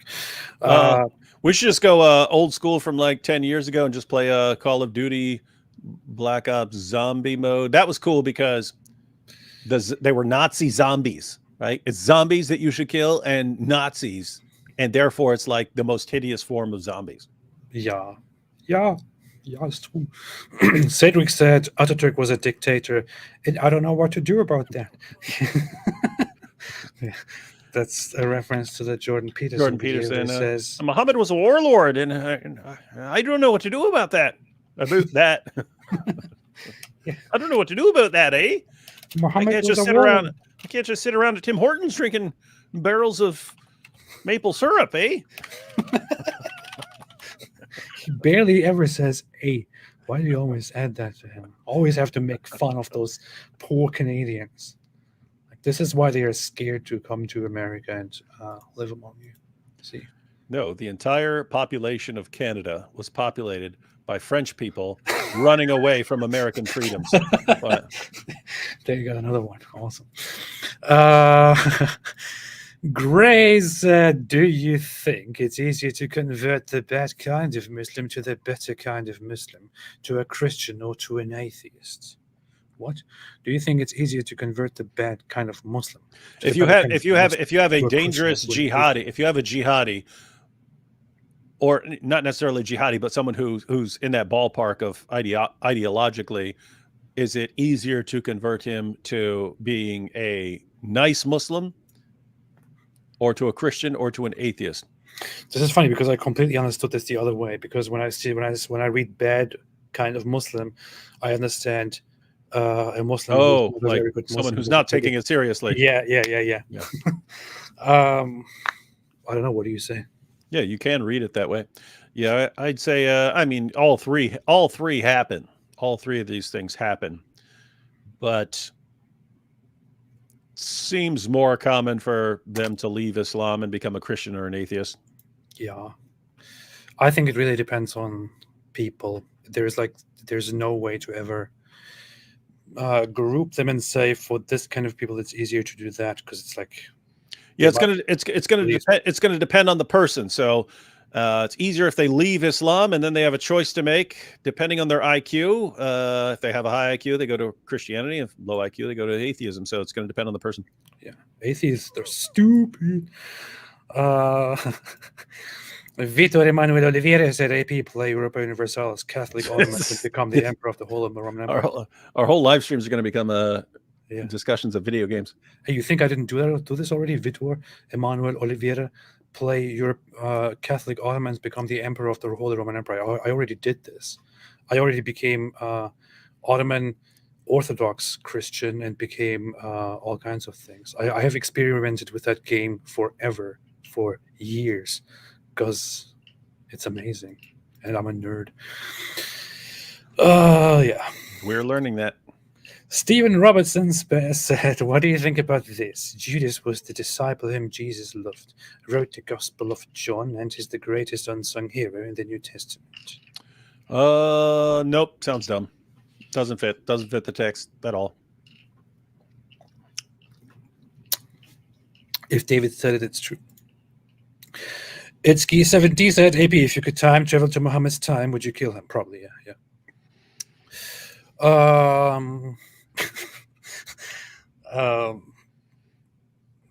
I would lie if I said I did not fantasize about that all day, every day. I'm fantasizing about that, the different methods of doing that, and all the different things you could do to him. Again, we should do a time travel video where you actually rent we talked about this before, but we could do it where you and me get in the DeLorean from Back to the Future, and we go back in time, and then we have this moral discussion on ethics and meta ethics about whether we should kill Muhammad. And then one of us inevitably does, and then we go back to the future and see what the world is like. Hey, that's actually something that I had on my mind that I even wrote down. By the way, very interesting, very interesting. It's like the baby Hitler question. Yes, it is. It is. Except, or we can just like make Islam better. Like he's like, oh, I'm gonna mess with it. Oh, I'm gonna bone this little girl, and I just slap the crap out of him. No, you don't. You don't do that. No, okay, it won't be part of my religion anymore. And we just like keep correcting him until he has something awesome. Make Islam great again. Make Islam great again. Air Church said, Apostate Prophet, did you have turkey for Thanksgiving? I did indeed. I did indeed. Would it be Thanksgiving without turkey? I did indeed. I did indeed. Yes. Erdogan, Hitler of Turkey. I wouldn't go that far. I have to be very fair. He does have relationships with goats, but I wouldn't say that he's Hitler or anything like that. Riker said, "Play Minecraft." I actually tried, and I found it too boring. My kids a few years ago, we wanted to do a Prophet Muhammad gaming channel with Vocab was just going to be pretending to be playing, but my kids were actually going to play the games and record it, and then Vocab was going to pretend to do it. But yeah, one of them was going to be Minecraft, and they were going to build it up, and I don't know. They said they could have dogs and pigs in there, and then Muhammad was going to go around killing the dogs and pigs, and then they were going to overwhelm him or something like this. But then he was going to.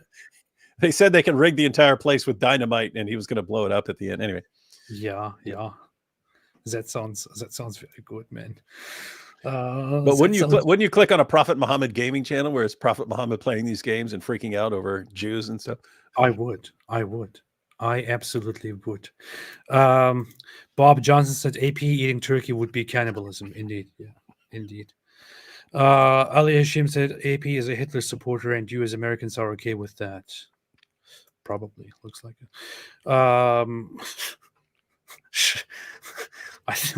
I think that guy is actually somebody who doesn't like us and doesn't understand the joke here. Please answer professionally. How about no? All right. final super chats here. Edsky70 said, you already read that. What's wrong with you? Contemporary Compendium said, y'all go on with Viva Frey and Robert Barnes. Those are those guys over on Rumble. Rumble. Lawyers, both of them. Rumble. Chloe said, if Winston didn't do a poop in World War One, we would have Constantinople in Christian hands and no Middle East issues. Yes, that's how it worked. Yes, that's exactly how it went. Yeah, that's precisely how it went. That's how it always went. Yeah. Ali Hashim said, AP answered the question. Nope.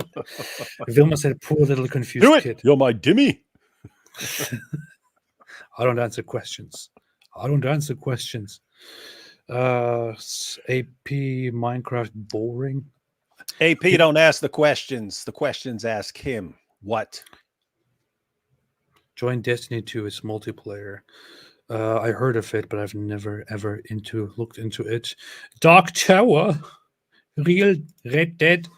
Red Dead I tried. Does Destiny the game have any connection to Destiny the streamer? I think, to be honest, that when he started his streaming channel, he named himself after the game, or he included that for a different reason. That's and pretty. Then, that's and pretty then it's easy stuck. trick. Yeah, I'm just gonna call my. I'm gonna start my gaming channel and call myself Legend of Zelda. No, it's me, Mario. Call myself Mario. Let's see, where did that come from? Video games online. He started back in 2013. What was it named after? 2013. He was playing StarCraft 2. I don't know if that has anything to do with it at all, but yeah, something. His actual name is Steven. Are you French? Yes, I am. I am French. Yeah, okay, all right, thanks. Anything else you want to add before we ride off into the night? No, I think the plan for tomorrow, we're going to get God Logic on with us. But Bobby, are you familiar with Bobby? Barbie? Yes, I'm familiar with Bobby's perspective. Oh, Bobby. Do you know who that guy is? Yeah, that bearded guy who makes his videos, who was like, yeah, interesting. Yeah. Anyway, he made a video titled David Wood has no clue about Islam, and he's directing it to God Logic. It's based on the recent debates we just had, and saying that I don't know what I'm talking about. So anyway, we're actually going to go through that tomorrow and see whether he's right. Because if I don't know what I'm talking about, it'd be good to know. And we'll see what he has to say. Nice. Etsky70 said, I travel with you both in my machine. Okay, DeLoreans are 2-seaters, man. 2-seaters. Interesting. God Logic, said Shannon B. Yes, God Logic. Yes. Black Angel says, how dare he? Mm-hmm. Yes, absolutely. I agree completely with we that. will expose him. We will we need to act like that the entire time. You've been humiliated, you little weakling. Just act like that. Look at me. Look at me. As fast as these guys. Twitter says, show us your leather strap before you leave, AP. Yeah. See? There you have it. All right. I'm going to ask questions. I want them answered immediately. Yeah. Collaborate with Adam Seeker. Yes. Heard of that. Destiny is morally bankrupt. No stance of his is worth having. Really? No stance of his is worth having? Really? No stance? Really? I can't He's think never of a said single one person. thing correct. I can't think of a single person that I know of who has no stance at all that is worth having. Even Muhammad Hijab or Ali Dawa probably has a stance that is worth having. Yeah, like Ali Dawa believes that AP needs to be executed. Yeah, like isn't that beautiful? All right. Thanks everybody for watching. Thanks everybody for watching. Somebody said Destiny was a stripper before he became a streamer. That who wasn't? Yeah, I was a stripper too. We were all strippers back in the day. Yeah, I remember taking my clothes off first when I started learning to put my own clothes on. Yeah. Anyway, thanks everybody for watching. David, anything else you want to say? Nope. See everyone tomorrow. You're sick. You are sick. You're finished already. Look at me. Look at me. You know you're done. You're sitting there watching Netflix. Get the hell out of here. Lose faith. I tell you, lose faith. It's better for you. Homosexuality should be fine. Anyway, thanks for watching. God bless you both. Thank you. I appreciate it. Have a fantastic day. We will be back soon tomorrow on David's channel, and throughout the week we will go live and review that movie Submission by Ayaan Hirsi Ali and Theo van Gogh. Until then, stay well, stay fresh, and as always, stay away from Islam.